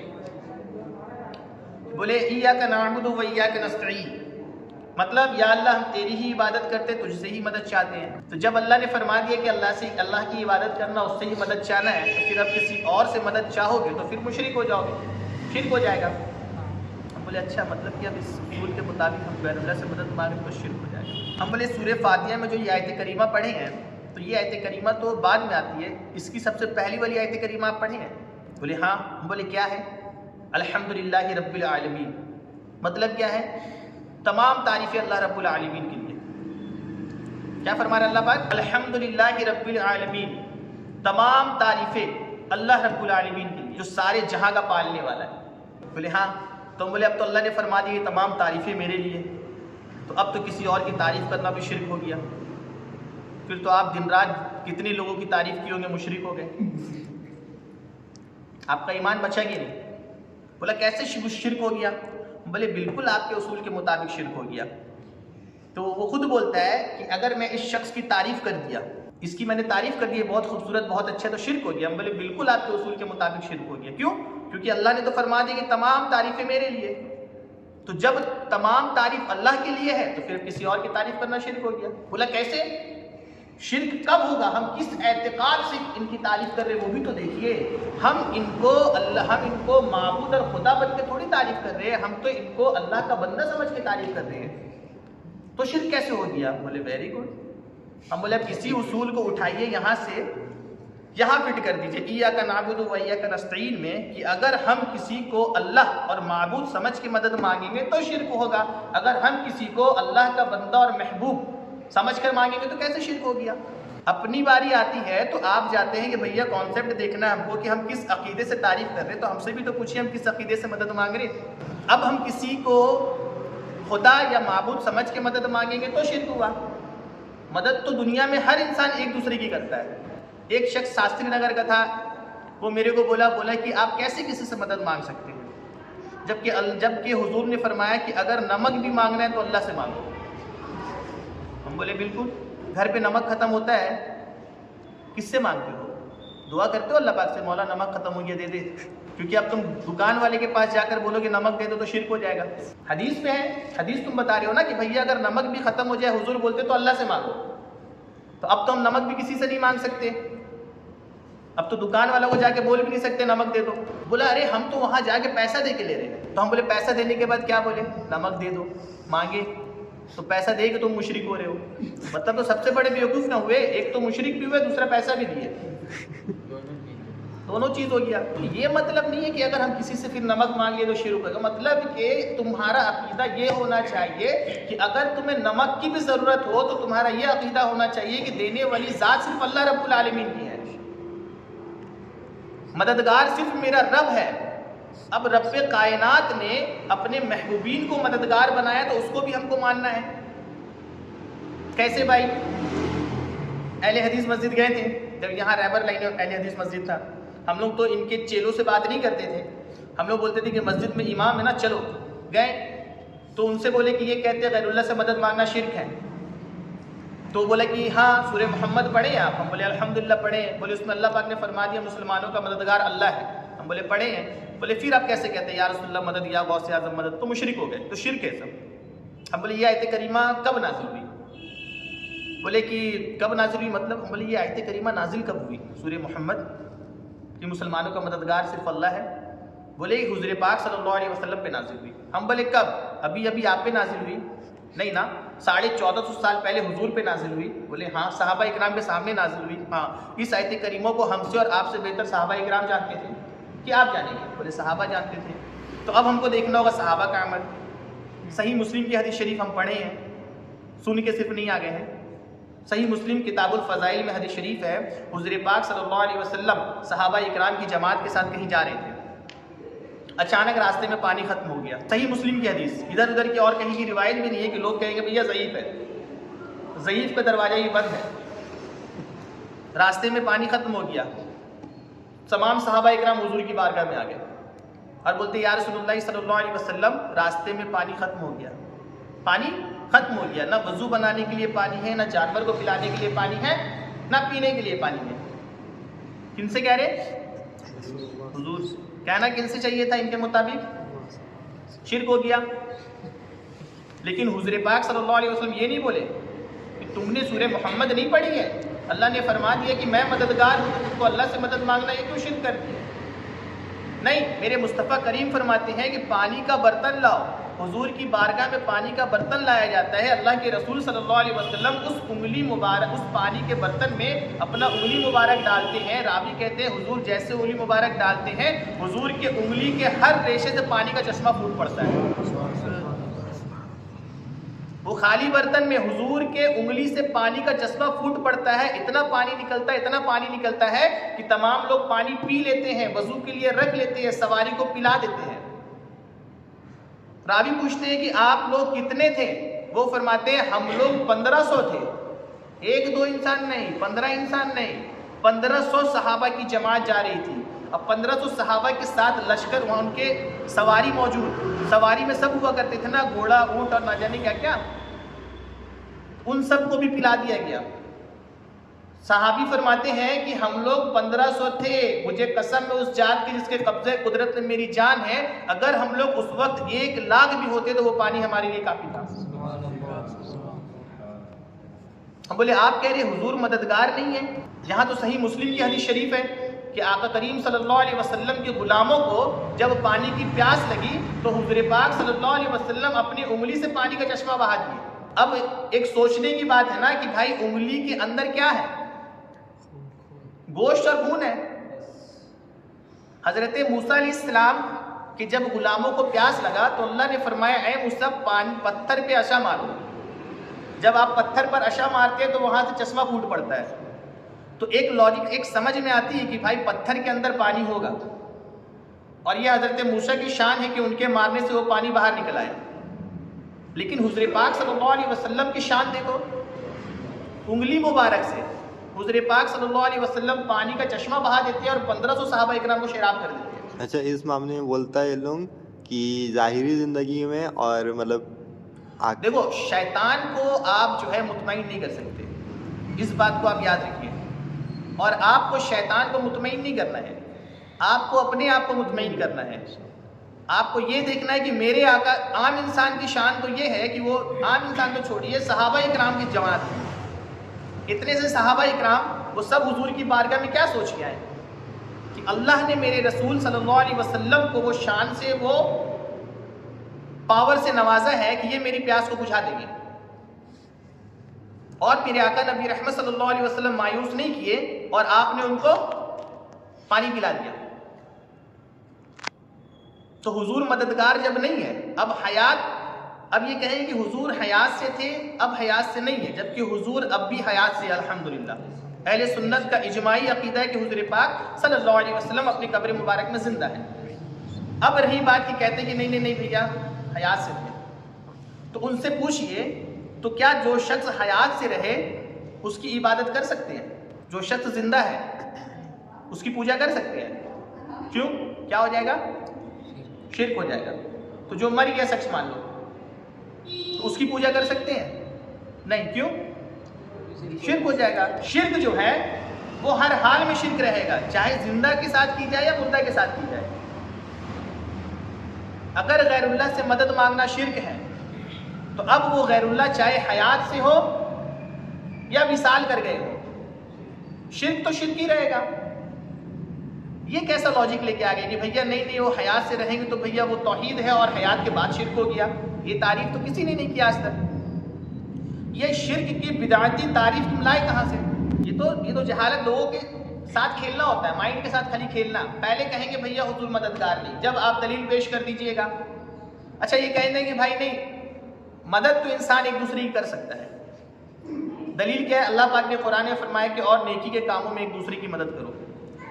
तो हमको तो करना है मदद, और तहतुल असबाब मदद करना है। तहतुल असबाब का मतलब होता है कि असबाब के तहत मदद करना। अब जैसे कि अगर हम आपको पानी की प्यास लगी, आपने मुझसे कहा कि मुझे प्यास लगी है, हम गए चापानल चलाए, पानी लिए, गिलास मिला के आपको पिला दिए, तो ये तहतुल असबाब, असबाब के तहत असबाब को इस्तेमाल करके हम आपकी मदद किए। इनका कहना है कि तहतुल असबाब बंदा मदद कर सकता है, मा फौकुल असबाब, यानी असबाब के सिवा बगैर किसी असबाब के सिर्फ अल्लाह पाक मदद करता है। और किसी अंबिया व औलिया के लिए अकीदा रखना कि वो मा फौकुल असबाब मददगार है, ये शिर्क है। ठीक है, यानी बगैर असबाब के अगर कोई मदद कर रहा है, करता है तो ये शिर्क हो गया। तो अब ये बताइए कि हुजूर पाक सल्लल्लाहु अलैहि वसल्लम जो 1500 सहाबा इकराम को पानी पिलाए थे, ये तहतुल असबाब पिलाए थे या माफाकुल असबाब? माफाकुल असबाब पिलाए थे। तो यहाँ पर भी इस हदीस शरीफ से, हुजूर के इस शान से तो इनकी धज्जियाँ उड़ गई, इनके अकीदे की। बुखारी शरीफ की हदीस शरीफ है, हुजूर पाक सल्लल्लाहु अलैहि वसल्लम एक मुनाफिक जो हुजूर का गुस्ताख था उसको कत्ल करने भेजे सहाबा इकराम के लश्कर के साथ। तमाम सहाबा लश्कर के साथ गए। हज़रत अतीक कमांडर थे, हज़रत अतीक को भेजा गया। हज़रत अतीक गए, अच्छे से उसकी खैरियत लिए, उसको जहन्नम वासिल कर दिए। और आप जो वापसी के टाइम क्या हुआ कि ऊपर किला से गिरने में, जंप लगाने में आप गिर जाते हैं, आपका पाँव टूट जाता है, पैर फ्रैक्चर हो जाता है। हज़रत अतीक रज़ियल्लाहु ताला अन्हु सहाबी रसूल, बुखारी की हदीस शरीफ है कि अपने इमामा शरीफ को उतारते हैं और उस पर पैर को लपेट देते हैं, और लपेट के फिर उनको जाना कहाँ चाहिए था? हकीम पास, डॉक्टर के पास जाना चाहिए। लेकिन वो सहाबी, उनका ईमान तो बात ही अलग है। वो सहाबी रसूल हुजूर की बारगाह में चल जाते हैं, अल्लाह के रसूल सल्लल्लाहु अलैहि वसल्लम को वो मामलात बताते हैं। हुजूर ये नहीं फरमाते कि फौरन हकीम के पास जाओ, हुजूर फरमाते हैं अपना पाँव सीधा करो। हुजूर जब हज़रत अतीक पाँव सीधा करते हैं, हुज़ूर पाक सल्लल्लाहु अलैहि वसल्लम उस टूटे हुए पाँव पे अपना दस्ते मुबारक फेरते हैं, बोलते हैं कि वो पाँव ऐसा ठीक हो गया जैसे वो पहले था। मेरे आका नबी रहमत सल्लल्लाहु अलैहि वसल्लम के हाथ लगते ही टूटा हुआ पाँव ठीक हो गया। आखिर हमको ये समझ में नहीं आती कि जब हुजूर को अल्लाह रब्बुल आलमीन ने शान व अज़मत से नवाजा है, तो हमें क्या मतलब क्या हो रहा है कि हम हुजूर की शान को नहीं मानना चाह रहे आज? आखिर हमारे ईमान को हुआ क्या कि हम जिस नबी का कलमा पढ़ रहे हैं उस नबी की शान को बयान करने से हम भागते हैं। हम हुजूर से मोहब्बत करते हैं ना, हम हुजूर के उम्मती हैं ना। कब्र में, हश्र में हुजूर हमारी शफात करवाएंगे ना। जब हुजूर हमारी शफात करवाएंगे, हुजूर पर ईमान हम लाए हैं, हुजूर से मोहब्बत करने का हुक्म है, तो हम हुजूर की शान व अज़मत क्यों नहीं बयान करते खुल के? गैरुल्लाह, अरे गैरुल्लाह है कौन वो तो देखो। ये कहते हैं कि भैया एक आयत करीमा पढ़ते हैं जो बुतों के रद में नाजिल हुई। किसके रद में? कुफ्फार व मुशरिकीन, और वो मिट्टी के बेजान बुत के लिए नाजिल हुई है कि ये जो है एक मक्खी का पर भी नहीं बना सकते, और अगर मक्खी इनमें से कुछ ले जाए तो वो उसको ला नहीं सकते, इतने मोहताज और लाचार है। कौन? ये बुत। अब खारजियों की ये निशानी थी। बुखारी की हदीस शरीफ है, हज़रत अब्दुल्लाह इब्न उमर फरमाते हैं कि खारजी जो है दुनिया के बदतरीन मखलूक है। क्यों? क्योंकि वो कुरान की उन आयतों को, यानी सहाबा के वक्त में भी ये खारजी ये तरीका था। खारजी जो थे कुरान करीम की उन आयतों को उठाते थे जो बुतों और कुफ्फारों के रद में नाजिल हुई है, उसे मुसलमानों पे फिट करते थे। तो हज़रत अब्दुल्लाह इब्न उमर फरमा रहे हैं कि खारजी जो है दुनिया की सबसे बदतरीन मखलूक है। वो इसलिए कि कुरान की उन आयतों को जो कुफ्फार और मुशरिकीन के रद में नाजिल हुई है, उसे अल्लाह वालों पे फिट करते थे। आज वही हो रहा। ये आयत किसके लिए नाजिल हुई? बुतों के लिए। अब ये उठाकर किस पर फिट करते ये लोग? अंबिया व औलिया के लिए। अब उसकी शान नुज़ूल पढ़िएगा तो यहाँ बुत की रद्द की गई, मजम्मत की गई है। लेकिन ऐसा नहीं कि सिर्फ इसकी मजम्मत करके छोड़ दी गई है, अल्लाह वालों की शान भी कुरान में बयान की गई है कि वो तो बुत थे जो मक्खी का पर भी नहीं बना सकते थे। लेकिन जब अल्लाह वालों की बारी आई तो अल्लाह रब्बुल आलमीन सूरह आल इमरान आयत नंबर 49 में इरशाद फरमाता है, हज़रत ईसा अलैहिस्सलाम फरमाते हैं, और मैं तुम्हारे लिए मिट्टी से परिंदे की मूरत बनाता हूँ। क्या फरमा रहे? मिट्टी से परिंदे की मूरत बनाता हूँ और उसमें फूंक मारता हूँ, वो बेइज़्निल्लाह जिंदा हो जाती है। अल्लाह ने वो शान हज़रत ईसा अलैहिस्सलाम को अल्लाह अपने महबूब को अता फरमाया था, बुत को अता नहीं किया था, बेजान पत्थर को अता नहीं किया था। इसलिए उसकी मजम्मत फरमाई कि मैं ऐसे बेजान पत्थरों को इस शान से नवाजा नहीं और तुम उसकी इबादत और पूजा कर रहे हो, जबकि माबूद हकीकी तो मैं हूँ। लेकिन ये इन लोगों ने क्या किया? उसको उठाकर किस पे फिट किए? अंबिया व औलिया पे फिट कर दिए। उस वक्त के मुसलमानों पे फिट कर दिए। और आज के खारजी क्या कर रहे हैं? इसको उठा के अंबिया व औलिया पे फिट कर रहे हैं। जबकि हज़रत ईसा के बारे में साफ आया कि वो मिट्टी से परिंदे बनाते, उस पर फूंक मारते जिंदा हो जाते। वहाँ एक मक्खी का पर बनाने की नफी है कुरान में, और यहाँ पूरा का पूरा एक परिंदा उड़ा देने की। हज़रत ईसा अलैहिस्सलाम फरमा रहे हैं कि और मैं मादर ज़ात अंधे को शिफा देता हूँ, उसके आँख में रोशनी देता हूँ, कोढ़ की बीमारी वालों को मैं शिफा देता हूँ। तफसीर पढ़िएगा, मुफस्सिरीन फरमाते हैं रोज़ाना 50-50 हज़ार मरीज आते और शिफा पाके जाते। उस वक्त कोढ़ की बीमारी और पेट से मादरजात अंधे लोग पैदा हुआ करते थे और उसका इलाज कुछ नहीं था। तो हज़रत ईसा अलैहिस्सलाम की बारगाह में लोग आया करते थे और शिफायाबी होकर जाया करते थे। सूरह यूसुफ उठाइए, आयत नंबर 93 से लेकर 96 तक पढ़िए। इनको इतना बुग़्ज़ व हसद क्यों अल्लाह वालों से है? हज़रत यूसुफ अलैहिस्सलाम जब हजरत याकूब अलैहिस्सलाम को जुदा कर दिया गया हजरत यूसुफ अलैहिस्सलाम से, तो हजरत याकूब अलैहिस्सलाम भी नबी हैं, हजरत याकूब वो भी नबी हैं और उनके बेटे हजरत यूसुफ भी नबी हैं। सूरह यूसुफ में अल्लाह पाक इरशाद फरमाता है कि जब जुदा हो गए तो उनकी जुदाई में रोते रोते रोते रोते उनकी आंख, हजरत याकूब अलैहिस्सलाम अपने बेटे यूसुफ से बेपनाह मोहब्बत करते थे, रोते रोते उनकी आंख की रोशनी चली गई। फिर आयत नंबर 93 से 96 में है कि हजरत यूसुफ अलैहिस्सलाम जब मिस्र के बादशाह बन गए, इनके भाइयों को मालूम हुआ, जब जाकर मुलाकात किए तो हजरत यूसुफ अलैहिस्सलाम दुआ कर देते हैं कि मौला करीम मेरे वालिद की आंख में रोशनी अता फरमा दे। लेकिन हजरत यूसुफ जानते हैं कि अल्लाह पाक ने मुझे किस शान व अज़मत से नवाजा है। किसने नवाजा है? अल्लाह ने नवाजा है। आप क्या करते हैं? अपना कुर्ता कमीज अपने भाइयों को दे देते हैं और कहते हैं कि इसको ले जाकर मेरे वालिद की आंख में लगा देना, रोशनी आ जाएगी। आयत नंबर 96 में अल्लाह पाक इरशाद फरमाता है कि और जब खुशखबरी सुनाने वाला हजरत याकूब अलैहिस्सलाम की बारगाह में गया और वो कमीज हजरत यूसुफ अलैहिस्सलाम का उठा के हजरत याकूब की आंख में लगा दिया तो फौरन उनकी आंख में रोशनी आ गई। अब ये कमीज जो है नबी है, ये कमीज वली है, ये कमीज कलमा पढ़ने वाला मुसलमान है, अल्लाह की इबादत करने वाला है, जानदार है, बेजान चीज़ है। अब ये आंख में रोशनी दे रहा है, इसके ज़रिए अल्लाह ने बहुत तासीर से नवाजा। तो अब ये कमीज़ में, कमीज़ तो हमारे पास भी है, आपके पास भी है, तो कमीज़ में वो पावर, वो तासीर आई कहाँ से? क्यों? क्योंकि वो कमीज़ को निस्बत हज़रत यूसुफ अलैहिस्सलाम से।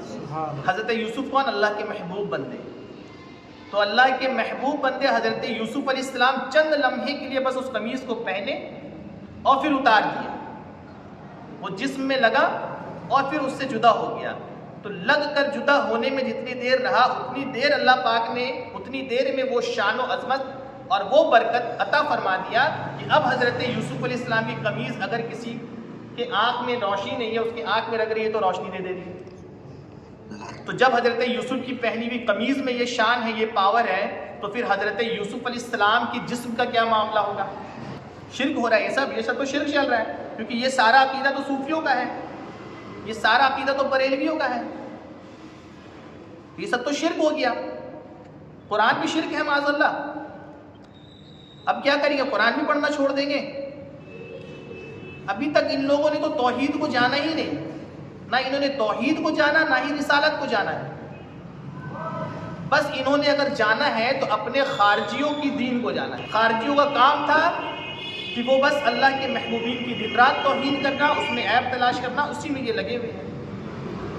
अब ये तो हज़रत यूसुफ अलैहिस्सलाम की शान है। बुखारी शरीफ और मुस्लिम शरीफ की हदीस शरीफ है, हज़रत उम्मे कुलसूम, हज़रत अम्मी जान आयशा सिद्दीक़ा रज़ियल्लाहु ताला अन्हा के पास हुज़ूर पाक सल्लल्लाहु अलैहि वसल्लम का जुब्बा था। हज़रत आयशा रज़ियल्लाहु ताला अन्हा जब विसाल कर गई, इंतकाल कर गई, तो वो जुब्बा जो है हज़रत आयशा से इनको मिल गया। अब क्या है मुस्लिम शरीफ के हदीस शरीफ में क्या फरमाती हैं कि ये जुब्बा हम जब भी लोग बीमार होते तो इस जुब्बे को हम पानी में भिगा कर धोते और इस पानी को मरीज को पिलाते, फौरन शिफा मिल जाती। हुज़ूर पाक सल्लल्लाहु अलैहि वसल्लम के जुब्बे मुबारक को धोकर सहाबी पिला रही हैं, सहाबिया पिला रही हैं, और पीने वाले सहाबी और ताबई हैं। शिर्क हो गया। क्या ये कुरान करीम की आयत करीमा नहीं पढ़े थे कि अल्लाह पाक शाफी है? अगर अल्लाह रब्बुल आलमीन किसी को शिफा दे तो कोई उसको बीमार नहीं कर सकता, अल्लाह पाक अगर किसी को बीमार कर दे तो कोई शिफा नहीं दे सकता।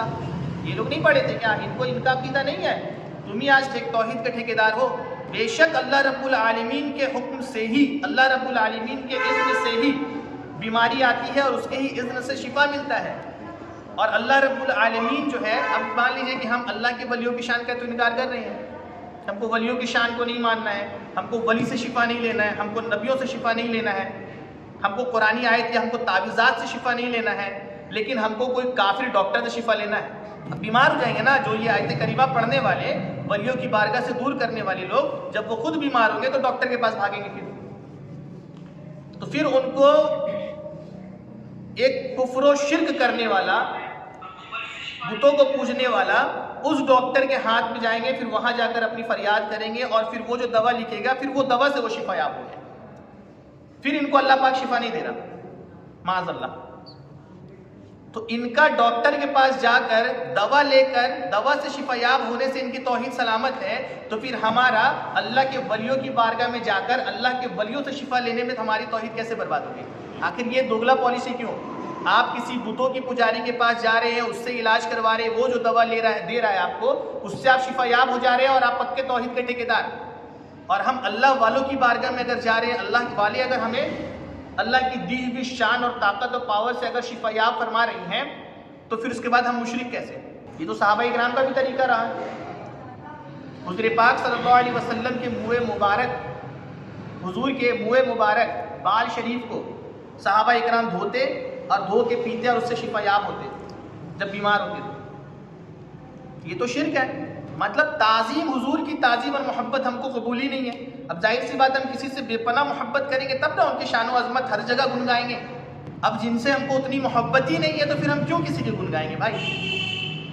आज लोग हुज़ूर पाक सल्लल्लाहु अलैहि वसल्लम के बारे में सुन लेते हैं और हुजूर के खिलाफ बयान कर लेते हैं, लेकिन जो लोग आज 10 बाई 10 के कमरे में बैठ कर बयान करता है उसके खिलाफ आजकल हम बोलते हैं तो फिर वो लड़कों को तकलीफ होती है।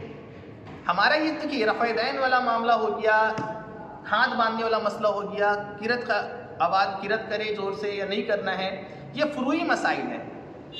ये हदीस और दलाइल की बिना पर जो है इख्तिलाफ हुए हुए हैं।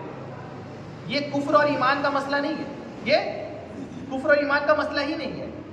मेन मसला और झगड़ा तो अकीदे पर है। ये हमारे नबी की शान में गुस्ताखी करते हैं। आज जो बोले ना कि सऊदीया में मेरा दोस्त गया है, पहले वहाँ पर ही सल्तनत उस्मानिया की हुकूमत थी, सुन्नियों की हुकूमत थी। पहले आले सऊद आले यहूद वहाँ पर ही नहीं था, और पहले उस कंट्री का नाम सऊदीया नहीं था, हिजाज मुक़द्दस नाम है। ये आले सऊद जब वहाँ 1923-24 में बैठा तो 1926 में अपने बाप के नाम से मंसूब करके सऊदी अरबिया रख दिया। ये सऊद कौन था? डाकू था। रेगिस्तान में वहाँ पर लोगों को हज और उम्रा करके आने जाने वाले काफिले को लूटा करता था। वो डाकू और इब्न अब्दुल वहाब नज़दी मिलकर, तारीख नस्ल हिजाज किताब पढ़िएगा, शाम के इमाम, हिंदुस्तान को छोड़ दीजिए, लोग कहते हैं हिंदुस्तान में आला हजरत का दीन फैला हुआ माज़अल्लाह, तो शाम का पढ़िएगा, मुल्क शाम। इमाम शामी रहमतुल्लाहि तआला अलैह लिखते कि इब्न अब्दुल वहाब नज़दी खारजी था, मुसलमानों का कातिल था। वहाँ के इमामों को पढ़िए ना, अरब के इमामों को पढ़िए ना, वो लोग इनकी धज्जियाँ उड़ाए हुए थे। और फिर इन लोगों का जब कब्ज़ा हुआ, कब्ज़ा होने के बाद इन्होंने अहले सुन्नत के लोगों को वहाँ से निकाला, कत्ल व गारत किया। और फिर उसके बाद उन्होंने जन्नतुल बकी, जन्नतुल माला जो तो 2 कब्रिस्तान है, उसमें बुलडोज़र चढ़ा दिया। वहाँ पर जो मज़ार बने हुए थे सहाबा के, अहले बैत के, बुलडोज़र लगा के तोड़ दिया। जबकि हुजूर की हदीस शरीफ है कि मुसलमानों के कब्र पर ना बैठो, उसको तकलीफ़ होती है। हुजूर मुसलमानों के कब्र पर बैठने से मना फरमा रहे हैं, टेक लगाने से मना फरमाए। क्यों? क्योंकि साहिब कब्र को अजियत होती है ऊपर टेक लगाने से या बैठने से। और इस बदबख्त ने क्या किया? बुलडोजर से बराबर करवा दिया, तोड़ दिया। कोई अजियत नहीं, तौहीद नहीं हुई। अब जो लोग जाते हैं भैया यहाँ तो मज़ार नहीं है, यहाँ तो मज़ार नहीं है, अरे सब के मज़ार है। इमाम बुखारी की मज़ार मारो, पक्की मज़ार। हज़रत खालिद बिन वलीद की मज़ार मारो, पक्की मज़ार है। हज़रत अमीर मुआविया रज़ी अल्लाह अन्हु की मज़ार शरीफ को मानो, पक्की मज़ार है। हज़रत इमाम हुसैन जिनकी भी मज़ार मानो, हर जगह सबकी बड़ी बड़ी पक्की मज़ारात है पूरी दुनिया में। मक्का और मदीना शरीफ में भी मज़ारात थे। आप 1926 का गूगल करिएगा तो 1926 का जन्नतुल बकी और जन्नतुल माला का फ़ोटो निकालिएगा, देखिएगा वहाँ पर बड़े बड़े गुंबद और मज़ारात हैं। उसके बाद इन बदबख्तों ने तोड़ दिया। इब्न अब्दुल वहाब नज़दी का अक़ीदा है कि हुज़ूर पाक सल्लल्लाहु अलैहि वसल्लम का रोज़े मुबारक सबसे बड़ा बुत है। तुम्मा माशअल्लाह, सनम में अकबर लिखा है उसको। इन लोगों ने अपनी किताबों में लिखा है कि मोहम्मद सल्लल्लाहु अलैहि वसल्लम से बेहतर हमारी लाठी है, सुम्मा माज़अल्लाह। हम इससे सांप मार के भगा सकते हैं, हुजूर तो वो भी नहीं कर सकते माज़अल्लाह। अभी हम लोग पढ़े ही कहाँ हैं, बस खाली हमको ऊपर बातों में गुमराह किया गया है। फातिया, नज़र व नियाज, ये सब हराम है, ये सब शिर्क है। शिर्क भी साबित नहीं कर सकते, हराम भी साबित नहीं कर सकते ये लोग। हम कुरान पढ़ रहे हर जगह तो इनको तकलीफ है। आज वो नंगे नाच नचवा रहे हैं वहाँ पर, तो इनको तकलीफ नहीं है। उस पाक सरजमीन में क्या हुआ? आज वहाँ मंदिर भी बन रहा है, आज वहाँ पर ही नाच भी हो रहे हैं, वहाँ बेहयाई भी हो रही है, सब चीज़ हो रही है। तो इन लोगों ने पहले वहां से फातिहा खानी बंद की, हुजूर के जुलूस को बंद किया, वहां से क्या नाम है बड़े बड़े सहाबा इकराम और बड़े बड़े अहले बैत के उर्स को बंद किया, सारे नेक काम को बंद किए। बंद करने के बाद वहां के लोगों को अब अय्याश बनाना शुरू कर रहे हैं। बहरहाल ये टॉपिक जो है हुजूर मददगार है या नहीं, औलिया इकराम मददगार है या नहीं, ये तो कुरान और हदीस की बहुत सारी दलाइल है। ये टॉपिक एक रखेंगे हम इसमें कि अल्लाह वाले मददगार है या नहीं। अब ये तो कहते हैं कि ये तो नबियों की शान है, वलियों की शान कहाँ है? बोले बकलोल वलियों की शान तुमको नहीं मालूम? वलियों की शान कुरान पढ़ो, सूरे नमल आयत नंबर 40 पढ़ो। जब हजरत क्या है सूरे नमल आयत नंबर 40 में कि जब हजरत सुलेमान अलैहिस्सलाम बिल्कीस को दावत दिए, ठीक है, तो शायद हजरत सुलेमान अलैहिस्सलाम फिलिस्तीन में थे और बिल्कीस इराक ना मिस्र में कहीं थी, मिस्र में शायद। महीनों का सफर था। बिल्कीस का तख्त था, बोलते 40 हाथ चौड़ा, 40 हाथ लंबा, 40 हाथ ऊंचा और हीरे जवेरात से भरा हुआ भारी भरकम तख्त था, जिसको 40 पहलवान मिलकर भी उठा नहीं पाते। 40 पहलवान, सोच लीजिए, हम लोग तो छोड़ दीजिए, पहलवान लोग, इतना भारी भरकम तख्त था। जब हजरत सुलेमान अलैहिस्सलाम दावत देकर बुलाए बिल्कीस को, तो बिल्कीस जब आ रही थी तो अपने लाहौल लश्कर के साथ वो चली। उससे पहले वो तख्त को 7 तहखाने के अंदर, महल के अंदर 7 तहखाने के अंदर उसको पैक कर रखवाने के बाद लॉक करवाई, उसके ऊपर क्या नाम है सिपाही को मुकर्रर करवाई कि चोरी ना हो जाए। इतने पहरे के साथ इतने अंदर में है और फिर वहां से चल दी। अब हजरत सुलेमान अलैहिस्सलाम को तो मालूम है कि अल्लाह ने मुझे किस शान से नवाजा है और मेरे गुलामों को किस शान से नवाजा है। तो सूरे नमल में हजरत सुलेमान अलैहिस्सलाम फरमाते हैं अपनी मजलिस में बैठे हुए, मुझे बिल्कीस का तख्त चाहिए, तुम में से कौन है जो लाकर दे सके? तो एक जिन था उसमें, बहुत ताकतवर जिन था, ठीक है, इफरीत, जिसका मतलब है ये खबीस जिन था, जो मिर्जा के नजदीक सहाबी है।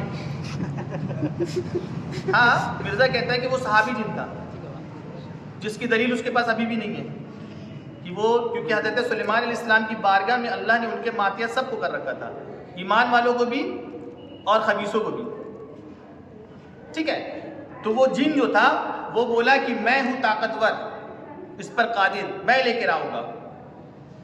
बोले कब तक ले आओगे? बोले हुजूर आपकी मजलिस बर्खास्त होने से पहले पहले ले आऊंगा। यानी मतलब वो बिल्कीस चली है, मैं यहाँ से भी जाऊंगा, जाते जाते जितना वक्त लगेगा फिर वो बिल्कीस यहाँ पहुँच जाएगी महीनों में, ठीक है, फिर आपकी मजलिस लग जाएगी, आपकी मजलिस ख़त्म होने वाली रहेगी, तब तक मैं लेकर आ जाऊँगा। मतलब महीनों लग जाएंगे लाने में। तो हज़रत सुलेमान अलैहिस्सलाम फरमाते हैं नहीं, मुझे उससे पहले चाहिए। और फिर फरमाते हैं कौन ला कर देगा? तो उसी मजलिस में बैठे हुए एक शख्स थे जिनको किताब का कुछ इल्म था, जिनको किताब का कुछ इल्म था। वो कहते हैं कि हुजूर मैं ले आऊँगा। और मुफस्सिरीन उनका नाम बताते हैं आसिफ बिन बरखिया। आसिफ बिन बरखिया वो हज़रत सुलेमान अलैहिस्सलाम के सहाबी थे, वो सहाबी थे, ठीक है। तो वो फरमाते हैं कि हुजूर मैं ले आऊँगा। तो हज़रत सुलेमान अलैहिस्सलाम कहते हैं कि कब लाओगे? तो बोले हुजूर बस आपकी पलक झपकने से पहले ले आऊँगा। कुरान कह रहा है, वली की शान बयान कर रहा कुरान कि हज़रत सुलेमान अलैहिस्सलाम के जो सहाबी वो कहते हैं कि हुजूर मैं ले आऊँगा।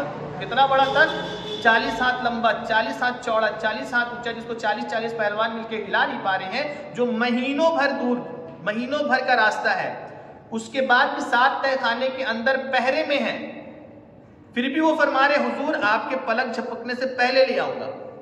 क्या स्पीड होगी उनकी, क्या ताकत और पावर होगी।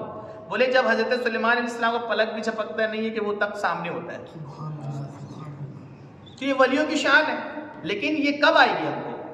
जब हम अहले सुन्नत के उलमा से दीन सीखेंगे तब। जो अल्लाह के महबूबीन के आशिक, उनके सच्चे गुलाम, औलिया इकराम के मानने वाले, उनसे आएगी। किसी भी बदबख्त से सीखने चले जाएंगे, डॉक्टर इंजीनियर से, तो कहाँ से आएगी? यही लोग तो गुमराहियत फैलाएंगे ना। अभी तक तुमको मालूम ही नहीं है वलियों की शान क्या है। और पिछले नबियों से अफजल और सबसे आला नबी हमारे नबी, तमाम नबियों के सरदार हमारे नबी। अल्लाह ने पिछले उम्मतियों से अफजल इस उम्मत को करार दिया। पिछले उम्मतियों से अफजल ये उम्मत है हम। हुजूर की उम्मत है, क्योंकि हम तो अल्लाह के महबूब की उम्मत है ना, तो जाहिर सी बात है कि महबूब की उम्मत भी तो महबूब की शान के लायक होनी चाहिए। तो तमाम उम्मतियों से बेहतर, सबसे अफजल हम उम्मत, पहले के नबियों से अफजल हमारे नबी, आला हमारे नबी, तो पहले के नबियों के उम्मत के वलियों से अफजल हमारे इस वक्त के वली हैं। तो जब उस वक्त के वली की शान ये है, तो फिर ये अफजल उम्मत और अल्लाह के महबूब की उम्मत की वली की शान क्या होगी? लेकिन हमको तो बुग़्ज़ और नफरत डाला जा रहा है। सबसे बड़ी चीज़ है कि अगर इंसान को हिदायत से और जन्नत से काट देना है तो वलियों की बुग़्ज़ और हसद उनके दिल में डाल दो। और ये वलियों की मोहब्बत अगर आपके दिल में है, इधर देखिए, अगर वलियों की मोहब्बत आपके दिल में है तो ये अल्लाह का बड़ा फजल है, हर किसी के दिल पे नहीं होता। हदीस शरीफ है कि अल्लाह रब्बुल आलमीन जब किसी बंदे से मोहब्बत करता है तो जिब्रील अमी को निदा देता है और कहता है, ए जिब्रील, मैं फ़लाँ शख्स से मोहब्बत करता हूँ, तू भी इससे मोहब्बत कर और फरिश्तों में ऐलान कर दे। फिर जिब्रील अमी उस शख्स से मोहब्बत करने लगते हैं। क्यों? क्योंकि अल्लाह उससे मोहब्बत करता है। फिर जिब्रील अमी फरिश्तों की जमात में ऐलान करते हैं कि सुनो फरिश्तों, अल्लाह रब्बुल आलमीन फ़लाँ शख्स से मोहब्बत करता है, अल्लाह का वो महबूब है, उनसे मोहब्बत करो। फिर फरिश्ते भी उनसे मोहब्बत करने लगते हैं। फिर अहले ज़मीन के दिलों में उनकी मोहब्बत डाल दी जाती है। कौन डालता है? अल्लाह रब्बुल आलमीन डालता है। तो सबके दिलों में नहीं डालेगा, और देख लो सबके दिलों में है भी नहीं। तो अल्लाह का शुक्र व एहसान है कि अल्लाह ने हमारे दिलों में अल्लाह के वलियों की मोहब्बतों को डाला है, हम उनसे मोहब्बत करने वाले, तो अल्लाह का फजल व एहसान है। अब अल्लाह के वलियों से बुग़्ज़ व हसद के बारे में क्या हदीस है? बुखारी की हदीस है। हुजूर फरमाते हैं, अगर कोई शख्स हुजूर फरमाते हैं, हदीस कुदसी है कि अल्लाह पाक फरमाता है, अगर किसी ने मेरे वली से बुग़्ज़ रखा या मेरी किसी वली की तौहीन की, उससे मैं ऐलान जंग करता हूँ। क्या फरमा रहा अल्लाह पाक? मेरे वलियों की तौहीन करने वाले को मैं ऐलान जंग करता हूँ। वलियों की तौहीन करना मतलब अल्लाह से ऐलान जंग करना, अल्लाह से जंग मोल लेना। कोई शख्स है अल्लाह से जंग कर सके? और जो अल्लाह से जंग करेगा तो वो क्या होगा? जन्नती होगा, मोमिन मुसलमान होगा। महमूद गज़नबी जो अहले हदीसों के आलिम है, महमूद गज़नबी के मदरसे में एक शख्स था, मौलवी अहले हदीस, वो इमाम आज़म अबू हनीफा की तौहीन किया। महमूद गज़नबी जो अहले हदीस था वो उसको निकाल दिया वहाँ। अब बोला कि ये बंदा जो है ईमान से फिर जाएगा। कुछ दिन के बाद वो ईमान से फिर गया और नसरानी होके मरा। लोगों ने पूछा, हुजूर आपको कैसे मालूम ये बंदा ईमान से फिर जाएगा? बोले, मुझे बुखारी की उस हदीस शरीफ से मालूम चला जिसमें अल्लाह ने फरमाया है कि जिस किसी ने मेरी किसी वली की तौहीन की, उसने मुझसे ऐलान जंग किया। तो अल्लाह पाक से ऐलान जंग करने वाला शख्स कभी मुसलमान हो ही नहीं सकता, और ईमान की हालत में उसको मौत आएगी नहीं। तो इसने इमाम आज़म की शान में गुस्ताखी की। तो इमाम आज़म अबू हनीफा अल्लाह के वली हैं। अब उनसे उनकी बुराई करना, उनसे बुग़्ज़ व हसद रखना, अल्लाह से ऐलान जंग करना है, तो फिर शख्स कैसे ईमान की हालत में रहेगा? ये तो उनके घर का मामला था। आज देख लो, सबसे ज़्यादा वही लोग भौंकते इमाम आज़म के बारे में। तो हमको अल्लाह के वलियों की बारगाह में उनसे मोहब्बत करना है, और अल्लाह के वलियों की शान पर एक क्लास रखेंगे कि उनसे मोहब्बत करने में हमको क्या फ़ायदा है, उनसे बुग़्ज़ व हसद रखने से हमें क्या नुकसान है। ठीक है? तो इस क्लास में इतना समझ जाइए कि जो वलियों के अगेंस्ट बोल रहा है, सीधा उस पर लाहौल भेजिए फ़ौरन, क्योंकि शैतान से ज़्यादा खतरनाक है। शैतान तो दिखता नहीं है, ये तो सामने दिख कर मुझे मेरा अपना दोस्त बन के मेरे को गुमराह करता है ना। शैतान मरदूद तो सामने आके मेरे को बोलता नहीं, मैं तेरे चच्चा रिश्तेदार भाई हूँ, दोस्त हूँ भाई, क्या ऐसा कर रहा है? तो ये तो सामने आके बैठ जाता, भाई अरे हम दोस्त है यार, क्या कर रहा तू? तो लाहौल पढ़िए और वैसे लोगों से दोस्ती तोड़ दीजिए। अगर रिश्तेदार है तो रिश्तेदारी ख़त्म कर दिए जो आपका ईमान ख़त्म कर रहा है। अपने ईमान को बचाइए। और ये दौर ऐसा चल रहा, हुजूर ने फरमाया कि एक वक्त ऐसा आएगा कि ईमान बचाना इतना मुश्किल होगा जैसे हाथ में आग का अंगारा लेके रखना। तो अभी और सख्त मौका आएगा, वक्त आएगा जब दज्जाल की बात हम करेंगे तो हम बताएंगे इस पर कि दज्जाल को खुदा कौन लोग मानेंगे। तो दज्जाल को सबसे तेजी से खुदा वहाबी लोग मानेंगे। हंसने की बात नहीं है, दज्जाल को खुदा वहाबी लोग मानेंगे और सुन्नी उस पर लानत भेजेंगे। अब क्यों? क्योंकि भाई वहाबियों के मौलवियों ने एक कॉन्सेप्ट दिया है कि बारिश बरसाने वाला अल्लाह रब्बुल आलमीन की ज़ात है, अल्लाह के सिवा कोई बारिश बरसा नहीं सकता। मौत देने वाला अल्लाह पाक की ज़ात है और जिंदा करने वाला मार के अल्लाह पाक की ज़ात है। तो जो बारिश बरसाएगा, जो मारेगा, जिंदा करेगा, वो खुदा है। ठीक है। अब ये चीज़ दज्जाल के अंदर मिलेगी आपको। दज्जाल आसमान से बारिश बरसा कर दिखाएगा। अब बोलेगा मुझे खुदा बोलो, जहन्नम जन्नत भी लेके घूमेगा। बोलेगा खुदा बोलो वरना जन्नत, खुदा बोलो तो जन्नत में डालूंगा, खुदा नहीं बोलोगे जहन्नम में डालूंगा। मुसलमान इनकार करेगा, मुसलमान को वो चीर देगा, मार देगा चीर कर, फिर उसको जिंदा करेगा। बोलेगा मैंने तुझे मारा फिर जिंदा कर दिया, अब तो मेरी खुदाई को मान लो, अब खुदा बोलो। तो मुसलमान उस पर फिर खुदा नहीं बोलेगा, उस पर लानत भेजेगा, फिर वो क्या करेगा जलाल में फिर उसको चीरना जाएगा। तो अल्लाह रब्बुल आलमीन हुजूर फरमाते हैं कि उस शख्स को पित्तल का बना देगा, फिर उसका तलवार उस पर असर नहीं करेगा, फिर वो फेंक कर चला जाएगा। तो हम सुन्नी को तो मालूम है कि भाई बारिश जो बरसाना है, तो ये मेरे मुस्तफ़ा नबी करीम सल्लल्लाहु अलैहि वसल्लम की बारगाह में जब सहाबी आए, बोले या रसूलल्लाह बारिश नहीं हो रही है। हुज़ूर पाक सल्लल्लाहु अलैहि वसल्लम इशारा किया उंगली से, पूरा बादल आया और बरसना शुरू हो गया। अब मामला ये होता है कि इतनी बारिश होती है, इतनी बारिश होती है कि एक हफ्ता, इस जुमा से लेके अगले हफ्ता जुमा तक बारिश होते रहती है।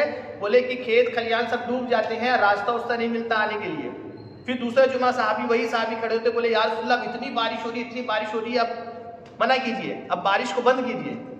तो अब फिर हुज़ूर पाक सल्लल्लाहु अलैहि वसल्लम उंगली से इशारा करते हैं और कहते हैं कि बादल को हमारे मदीना शहर को छोड़कर पहाड़ों और जंगलों में बरसो। तो जैसे हुजूर उंगली से इशारा करते हैं, बादल देखते हैं साहबी की छटता चला जाता और वो किनारे में बरसना शुरू हो जाता है। तो ये मेरे नबी की शान है। अब हमारे सामने दज्जाल आके बोलेगा भैया बारिश बरसा रहे, तुम खुदा बोलो। बोले मरदूद, तुम तो मरदूद है, मेरे आका नबी रहमत सल्लल्लाहु अलैहि वसल्लम तुम्हारे बारे में पहले खबर दे दी है, तुमसे ज़्यादा शान तो मेरे आका पहले ही बारिश बरसा के दिखा दी है। तो हमारा तो ये अकीदा है कि अल्लाह के महबूबीन, अल्लाह ने अपने महबूबीन को ये शान से नवाजा है, तो हम तो उसकी बातों पे नहीं आएंगे। अब रही बात भैया मरने के बाद जिंदा कर देना, मार देना, तो भैया मारने वाले के बारे में तो आजकल लोग जानते हैं कि भैया कोई भी बंदूक उठाए किसी को भी मार दे रहा है, कोई भी किसी का गर्दन काट के मार दे रहा है। लेकिन मारने के बाद जिंदा करना, अब दज्जाल जिंदा कर देगा, सारे वहाबी बोलेंगे हाँ हाँ हाँ, मिर्जा भी खड़ा हो जाएगा, नहीं नहीं जिंदा कर दिया, खुदा की सिफत है, चला जाएगा, उठाएगा उसको, तुम्हें जन्नत में डालेगा, असल में वो जहन्नम होगा। हम सुन्नियों को बोलेंगे अरे बेवकूफ़, तुम कह रहे हो कि भैया मुर्दा जिंदा करना, जो जिंदा करने वाला खुदा होता है। बोले बिल्कुल गलत है, ये तो हजरत ईसा भी करके दिखा दिया। ये तो मेरे मुस्तफ़ा नबी करीम सल्लल्लाहु अलैहि वसल्लम हजरत जाबिर के बेटे जब आपस में एक दूसरे को कत्ल कर दिए तो मुस्तफ़ा करीम उसको जिंदा कर दिए। और ये तो वलियों की सबसे छोटी करामतों में से होती है कि मुर्दे को जिंदा कर देते हैं। मेरे गौसे आजम अल्लाह के प्यारे रसूल के नवासे बोले कि अगर मुर्गा खाते थे, मुर्गा खाकर हड्डियों को जमा करके हाथ फेरते और कहते कुम बिस्मिल्लाह, उठ जा अल्लाह के हुक्म से, तो वो जिंदा हो जाता है। एक ईसाई जो है मुसलमानों पे तंज करता और कहता है कि तुम्हारे नबी मेरे नबी से अफजल कैसे। ईसाई क्या कहता है मुसलमान को, तुम्हारे नबी मेरे नबी से अफजल कैसे, मेरे नबी तो मुर्दे जिंदा कर देते हैं। तुम्हारा कुरान कहता है सूरह अल इमरान आयत नंबर 49 में तुम्हारे नबी ने मुर्दे जिंदा किए हैं। तो भाई अब जो ये मिर्जा जैसा लोग हैं तो बोलेगा हाँ भाई नहीं किए हैं। लेकिन गौसे आजम की बारगाह में ये बात गई तो सरकार गौसे पाक कहते हैं उस ईसाई को लेकर कि चल सबसे पुरानी कब्र पे लेके चल, तुम मेरे नबी की बात करता है, मैं तो अपने नबी का अदना सा गुलाम हूँ, बोल किस कब्र से मुर्दे जिंदा करना है। वो लेके जाता है सबसे पुराने कब्र से, गौसे आजम कुम बिस्मिल्लाह कह के कहते हैं तो वो मुर्दा जो है जिंदा हो जाता है, कब्र से निकल जाता है। ये यहाँ तो अल्लाह के वली की मामला, ये अल्लाह ने इस शान से नवाजा है, तो हम क्यों दज्जाल के मुर्दा जिंदे करने पे ईमान ले आएंगे? हम तो लानत ही ना भेजेंगे। तो मुर्दे तो दज्जालों के इस मामलात को देखकर तो ये वहाबी और मिर्जाई फैन, उसके क्या नाम है, फैन हो जाएंगे। हम लोग तो फैन बिल्कुल नहीं होंगे, क्योंकि हमको तो दीन अल्लाह के रसूल की मोहब्बत में मिली है और हमको अल्लाह वालों की शान व अजमत मालूम है, और दज्जाल के बारे में भी हमको अल्लाह के रसूल ने बता दिया है। तो खैर बहरहाल इंशाल्लाह फिर बताया जाएगा। खैर बहरहाल तो अब हम लोग नेक्स्ट क्लासेस में क्या करेंगे, अब तो रफ़े दैन का मामला हम लोग कंप्लीट कर दिए, नेक्स्ट क्लास में इंशाल्लाह हम लोग हाथ बांधने की बात करेंगे। ठीक है, कहाँ हाथ बांधना है, कैसे बांधना है, हमारा अमल किस हदीसों पे, क्योंकि जब तक हमको नॉलेज नहीं होगा तो सवाल करेगा तो हम जवाब कैसे देंगे, और ख़ुद भी हमको सेटिस्फाई होना है ना। तो हम लोग यही करते हैं कि हम सुन्नी तो रहते हैं, सुन्नियत का इल्म हासिल नहीं करते। हम लोग जाएंगे वलियों के मज़रात पे, तो कैसे दुआ करना है वहाँ पे? देखो सबसे पहला अकीदा हमको ये रखना, देखो अहले सुन्नत का अकीदा है कि अल्लाह की अंबिया और औलिया उनसे इस्तिगासा करना भी जायज़ है, उनसे मदद मांगना भी जायज़ है, और उनके वसीले से मांगना भी जायज़ है। वसीले से भी, डायरेक्ट भी, उनसे भी और उनके वसीले से भी। अकीदा ये होना चाहिए कि ये अल्लाह के महबूब बंदे हैं, अल्लाह ने इनको देने की ताकत और सलाहियत अता की है। ठीक है, अगर कोई शख्स ये कहे कि ये अपने आप देते हैं, बगैर अल्लाह की अता किए देते हैं, तो ये शिर्क हो जाएगा। कोई शख्स को अगर किसी को अल्लाह ने करोड़ों रुपए से नवाजा है, मुझसे 1 लाख रुपया मांग लेंगे तो शिर्क कहाँ से हो जाएगा? हमको मालूम है अल्लाह ने इसको दिया है, अब वो दे रहा तो अल्लाह के दिए हुए से दे रहा है। तो हम दुनिया में हर चीज़ के हर लोगों की हर चीज़ को मानते हैं, उस पर तावीलात भी कर लेते हैं, लेकिन जब बात अंबिया व औलिया की आती है तो फिर यहाँ पर ही मेरी दिमाग का काम क्यों नहीं करता? और ये जो हम बात बता रहे हैं, ये कोई हम अपने तरफ से नहीं बता रहे, हमारे जो उलमा ने लिखा है, जो कुरान और हदीस के रोशनी में लिखा है, हम उसको पढ़कर बताते हैं। अपने तरफ से हम कुछ नहीं बताते, क्योंकि ना हम बहुत बड़े मुहक्किक हैं और ना बहुत बड़े आलिम हैं। तो अल्लाह ताला ने उनको नवाजा तो डायरेक्ट अल्लाह से मांगेंगे? बिल्कुल, अल्लाह रब्बुल आलमीन से डायरेक्ट मांगना अफजल है। अब यही हम आपको बताए ना इतना देर से कि शिफा कौन देता है? अल्लाह पाक देता है शिफा ना। तो जब हमको कोरोना वायरस हुआ था, तो कोरोना वायरस के टाइम में आदमी डॉक्टर के पास घबरा के भाग रहा था, या अभी भी बीमार होता है तो हम डॉक्टर के पास जाते हैं, तो उस वक्त कोई आपको रोक लिया और बोले कि शिफा कौन देता है, तो बोले नहीं अल्लाह पाक देते हैं, तो बोले फिर डॉक्टर से हमको क्यों मांगना, हमको डायरेक्ट अल्लाह शिफा क्यों नहीं मांगना? मसला ये नहीं है कि अल्लाह पाक शिफा देता है या नहीं देता, मसला है कि अल्लाह पाक तो शिफा देता है, लेकिन क्या अल्लाह पाक ने दवाइयों में भी शिफा रखा है? दवाइयों में अल्लाह ने शिफा रखा है ना, उसको इस्तेमाल करेंगे ना। अल्लाह के वली, अल्लाह मददगार है, तो अल्लाह ने क्या अपने वलियों को मददगार बनाया है, अपने नबियों को मददगार बनाया है। मसला ये है, मदद अल्लाह पाक से डायरेक्ट सहाबा मांगते हैं, उनका तो अकीदा ईमान है कि अल्लाह पाक मददगार शिफा देने वाला है, तो बीमारी के वक्त में क्यों हुजूर के जुब्बे मुबारक को धो रहे थे? हजरत कुरान कहता है हजरत यूसुफ अलैहिस्सलाम क्यों अपना कुर्ता उतार के अपने वालिद के आंख में लगा दिए? तख्त को उठा के तो अल्लाह पाक डायरेक्ट अल्लाह से दुआ करते हजरत सुलेमान अलैहिस्सलाम आ जाता, लेकिन हजरत सुलेमान अलैहिस्सलाम ऐसा नहीं किए, करते बिल्कुल हो जाता, अपने हुक्म से बुला लेते, लेकिन उनको अपने वलियों की शान बतानी थी ना। यहाँ मसला मांगना नहीं है, आप नहीं मांगिए वलियों से, आप मत मांगिए अल्लाह के अंबिया इकराम से, आप डायरेक्ट अल्लाह से मांगिए दिन रात। लेकिन मसला ये है कि उनके मददगार होने का इनकार भी तो मत कीजिए, उनकी पावर उनकी शान का जो अल्लाह ने उनको नवाजा उसका इनकार भी तो मत कीजिए। इनकार तो नहीं करना चाहिए, सही बात। आप अल्लाह से मदद मांगिए, दिन रात अल्लाह रब्बुल आलमीन से मांगिए, इसके हम लोग कायल हैं, लेकिन अल्लाह ने जो मेरे नबी को शान व अज़मत से नवाजा है आप उसको तो कम मत कीजिए। आप कहिए अल्लाह मददगार हकीकी है और अल्लाह ने अपने महबूबीन को भी मददगार बनाया, ये मानने में आपको क्या तकलीफ हो रही है? बोलते हैं हम अपने बाप से मदद मांगेंगे, हम अपने दोस्त से मदद मांगेंगे, भैया वो जिंदा है दुनिया में हम मांग लेंगे। अरे वो जिंदा है, हुज़ूर पाक सल्लल्लाहु अलैहि वसल्लम भी जिंदा है, हुजूर जिंदा नहीं है क्या? बिल्कुल हुज़ूर पाक सल्लल्लाहु अलैहि वसल्लम जिंदा है। तो अगर मान लो कोई शख्स तुम्हारे सामने है तो क्या वो हुजूर से अफजल हो गया? तो जब तुम अदना से मांगने के कायल हो, इसमें पेट में दर्द नहीं होता, तो फिर आला से मांगने के कायल क्यों नहीं हो? अदना को मददगार मान रहे हो तो आला को मददगार क्यों नहीं मान रहे हो? आखिर ये बुग़्ज़ किस चीज का है? अल्लाह पाक से हम मांगिए, लेकिन हुजूर के मददगार होने का इनकार मत कीजिए। जो अल्लाह रब्बुल आलमीन से मदद मांग रहा है उसके दी हुई पावर से अल्लाह के रसूल को मददगार मान रहा है, अल्लाह के वलियों को मददगार मान रहा है, और कोई उनसे मदद तलब कर रहा है तो इनको मुशरिक मत कहिए ना। अच्छा, आज शिर्क का तोहमत और इल्ज़ाम किसके ऊपर लगता है? मुशरिक है, कब्र पुजारी है, किसके ऊपर लगता है? इसकी वजह क्या है? अंबिया व औलिया से मदद मांगना, उनको मददगार मानना, उनको मदद के लिए पुकारना, इस वजह से हमारे ऊपर शिर्क का फतवा लगता है। तो वो तो शान हम आपको बता दिए कि किस वजह से हम मदद मांगते हैं और अल्लाह के अंबिया औलिया मददगार है, लेकिन फिर भी ये फतवा लगाते हैं। आज जाहिर सी बात है, अहले हदीस किसको मुशरिक बोल रहा है? हम सुन्नियों को। देवबंदी किसको मुशरिक बोल रहा है? जमात इस्लामी किसको मुशरिक बोल रहा है? सब हमको मुशरिक बोल रहे हैं। अब रसूलुल्लाह सल्लल्लाहु अलैहि वसल्लम की हदीस है, मुस्तदरक अला सहीहैन की, हुजूर फरमाते हैं कि मुझे अपनी उम्मत पे उस शख्स का खौफ है जो इस्लाम की चादर ओढ़े हुए होगा, इस्लाम की रौनक उसके चेहरे पे जाहिर होगी, वो कुरान तिलावत करता हुआ होगा, कुरान को तिलावत करता हुआ होगा, अचानक से वो कुरान पढ़ता पढ़ता अपने पुष्ट के पीछे फेंकेगा, अचानक से वो कुरान को छोड़ देगा, ठीक है, और तलवार निकालेगा और अपने पड़ोसी पे हमला करेगा और उसको कत्ल करेगा और कहेगा ये मुशरिक है। कुरान पढ़ेगा, कुरान पढ़ते पढ़ते वो अपने पड़ोसियों के ऊपर तलवार खींचेगा, उसको कत्ल करेगा, कहेगा यह मुशरिक है, शिर्क का इल्ज़ाम लगाएगा उसके ऊपर।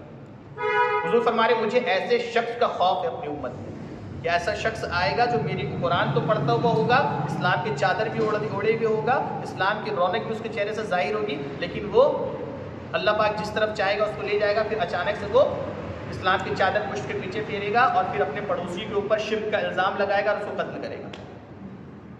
फिर साहब पूछे या रसूलल्लाह दोनों में मुशरिक कौन होगा? हुजूर ने फरमाया जो इल्ज़ाम लगाकर कत्ल करेगा वो मुशरिक होगा और जिसके ऊपर इल्ज़ाम लगेगा वो मुसलमान होंगे। तो कुरान पढ़ते पढ़ते वो शख्स अगर किसी के ऊपर शिर्क का फतवा लगाएगा तो कोई वजह को तो बेस बनाएगा जिस वजह से वो मुशरिक कहेगा। आज देख लीजिए, आज ये जितने भी गुमराह बातिल फिरके हैं,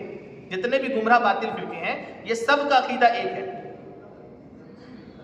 इन सब का अकीदा एक है कि भैया हुजूर मददगार नहीं है, अंबिया औलिया मददगार नहीं है। वो सब सिर्फ अगर मुशरिक का फतवा, शिर्क का फतवा अगर लगाते हैं तो हम अहले सुन्नत पे लगाते हैं। और ये शिर्क का फतवा हम पर आज नहीं लगा, बल्कि अल्लाह के रसूल के ऊपर उस वक्त के मुनाफिकों ने लगाया। जब हुजूर ने फरमाया कि जिसने मेरी इताअत की उसने अल्लाह की इताअत की, तो उसने कहा कि हाय इसने तो शिर्क कर दिया, अल्लाह की इताअत को अपनी इताअत बता दिया। अब हुजूर के ऊपर शिर्क का फतवा। सहाबा इकराम सरकार मौला अली जिनकी से मोहब्बत करना ईमान की अलामत है और जिनसे बुग़्ज़ व हसद रखना मुनाफिकत है, वो सरकार मौला अली करमुल्लाह वजहुल करीम की जब आपस में जंग हुई हज़रत अमीर मुआविया रज़ियल्लाहु ताला अन्हु से, जब सहाबा इकराम का आपस में भिड़ंत हुआ तो हज़रत मौला अली करमुल्लाह वजहुल करीम जो है दोनों तरफ से एक हाकिम मुकर्रर किए फैसला करने के लिए, सुलह के लिए। तो जब जैसे ही सुलह किए तो जो सरकार मौला अली के लश्कर में रहकर आपकी तरफ से लड़ रहे थे, अब उसमें से कुछ लोग तलवार निकाल के अलग हो गया। अब बोला हाय अली ने तो शिर्क कर दिया। सरकार मौला अली पे शिर्क का फतवा कि हाय अली ने तो शिर्क कर दिया। बोले क्यों? फिर कुरान की आयत पढ़ने लगा। वो कुरान पढ़ रहा है, बोलता है कि अल्लाह ने कुरान में फरमाया कि हाकिम सिर्फ मैं हूं। तो जब अल्लाह ही सिर्फ हाकिम है तो फिर तुम कैसे हाकिम खड़ा कर रहे हो? तो शिर्क हो गया। तो फिर सरकार मौला अली वहाँ खुतबा देते हैं, कुछ लोग तौबा करके ईमान लाते हैं, जो लोग बचते सबको कत्ल कर दिया जाता है। फिर उसमें से जो लोग बचते हैं तो उसी अकीदे को फैलते हुए आज आया जा रहा है। तो खुद हुजूर के ऊपर, सहाबा के ऊपर शिर्क का फतवा, ये पहली बार हमारे ऊपर थोड़ी लग रहा। और फिर मेरे हुजूर ने फरमा दिया था एक शख्स का ऐसा खौफ है कि जो मेरी उम्मत के ऊपर शिर्क का झूठा इल्ज़ाम लगाएगा उसको कत्ल करेगा। और ये इब्ने अब्दुल वहाब नज़दी खबीस भी वही किया। मुसलमानों के ऊपर अरब में जब अपना कब्जा किया तो शिर्क की तोहमत लगाया और सबको कत्लेआम किया। इमाम शाफी फरमाते हैं कि ये हदीस शरीफ इब्ने अब्दुल वहाब नज़दी के लिए ठीक सादिका थी। तो ये आज कन्फ्यूज़ किस लिए हो रहे हैं? क्योंकि हम लोग नॉलेज की कमी, तो सही हो कि हम लोग भटक रहे हैं। चलिए इसको क्लोज करते हैं अब इंशाल्लाह। बाकी जो सवाल जवाब होगा नेक्स्ट करते जाएंगे। इनको ऐड कर दीजिए ग्रुप में। अपने अहले सुन्नत की तालीम को सीखना, अपने दलाइल को सीखना बहुत ज़रूरी है। ठीक है, अभी जो हम बताएं ये कुरान और हदीस से ही बताएं। तो ये नॉलेज नहीं होने की वजह से उसकी बात हमको अच्छी लग रही है। कोई आकर बोतल में, जहर के बोतल में शिफा लिखेगा, वायरस अंदर में रखेगा और एंटीवायरस लिख के पिला देगा, तो भैया हम तो देख रहे हैं एंटीवायरस है। मसला ये होता है कि हमको नॉलेज होना चाहिए, मेरे पास वो मशीन होनी चाहिए जो हम पहचान कर सकें कि वायरस है कि एंटीवायरस है। चलिए ठीक है। अस्तगफिरुल्लाह रब्बी मिन कुल्लि ज़ंबिन व अतूबु इलैहि। अल्लाहुम्मा सल्लि अला मुहम्मद व अला आलि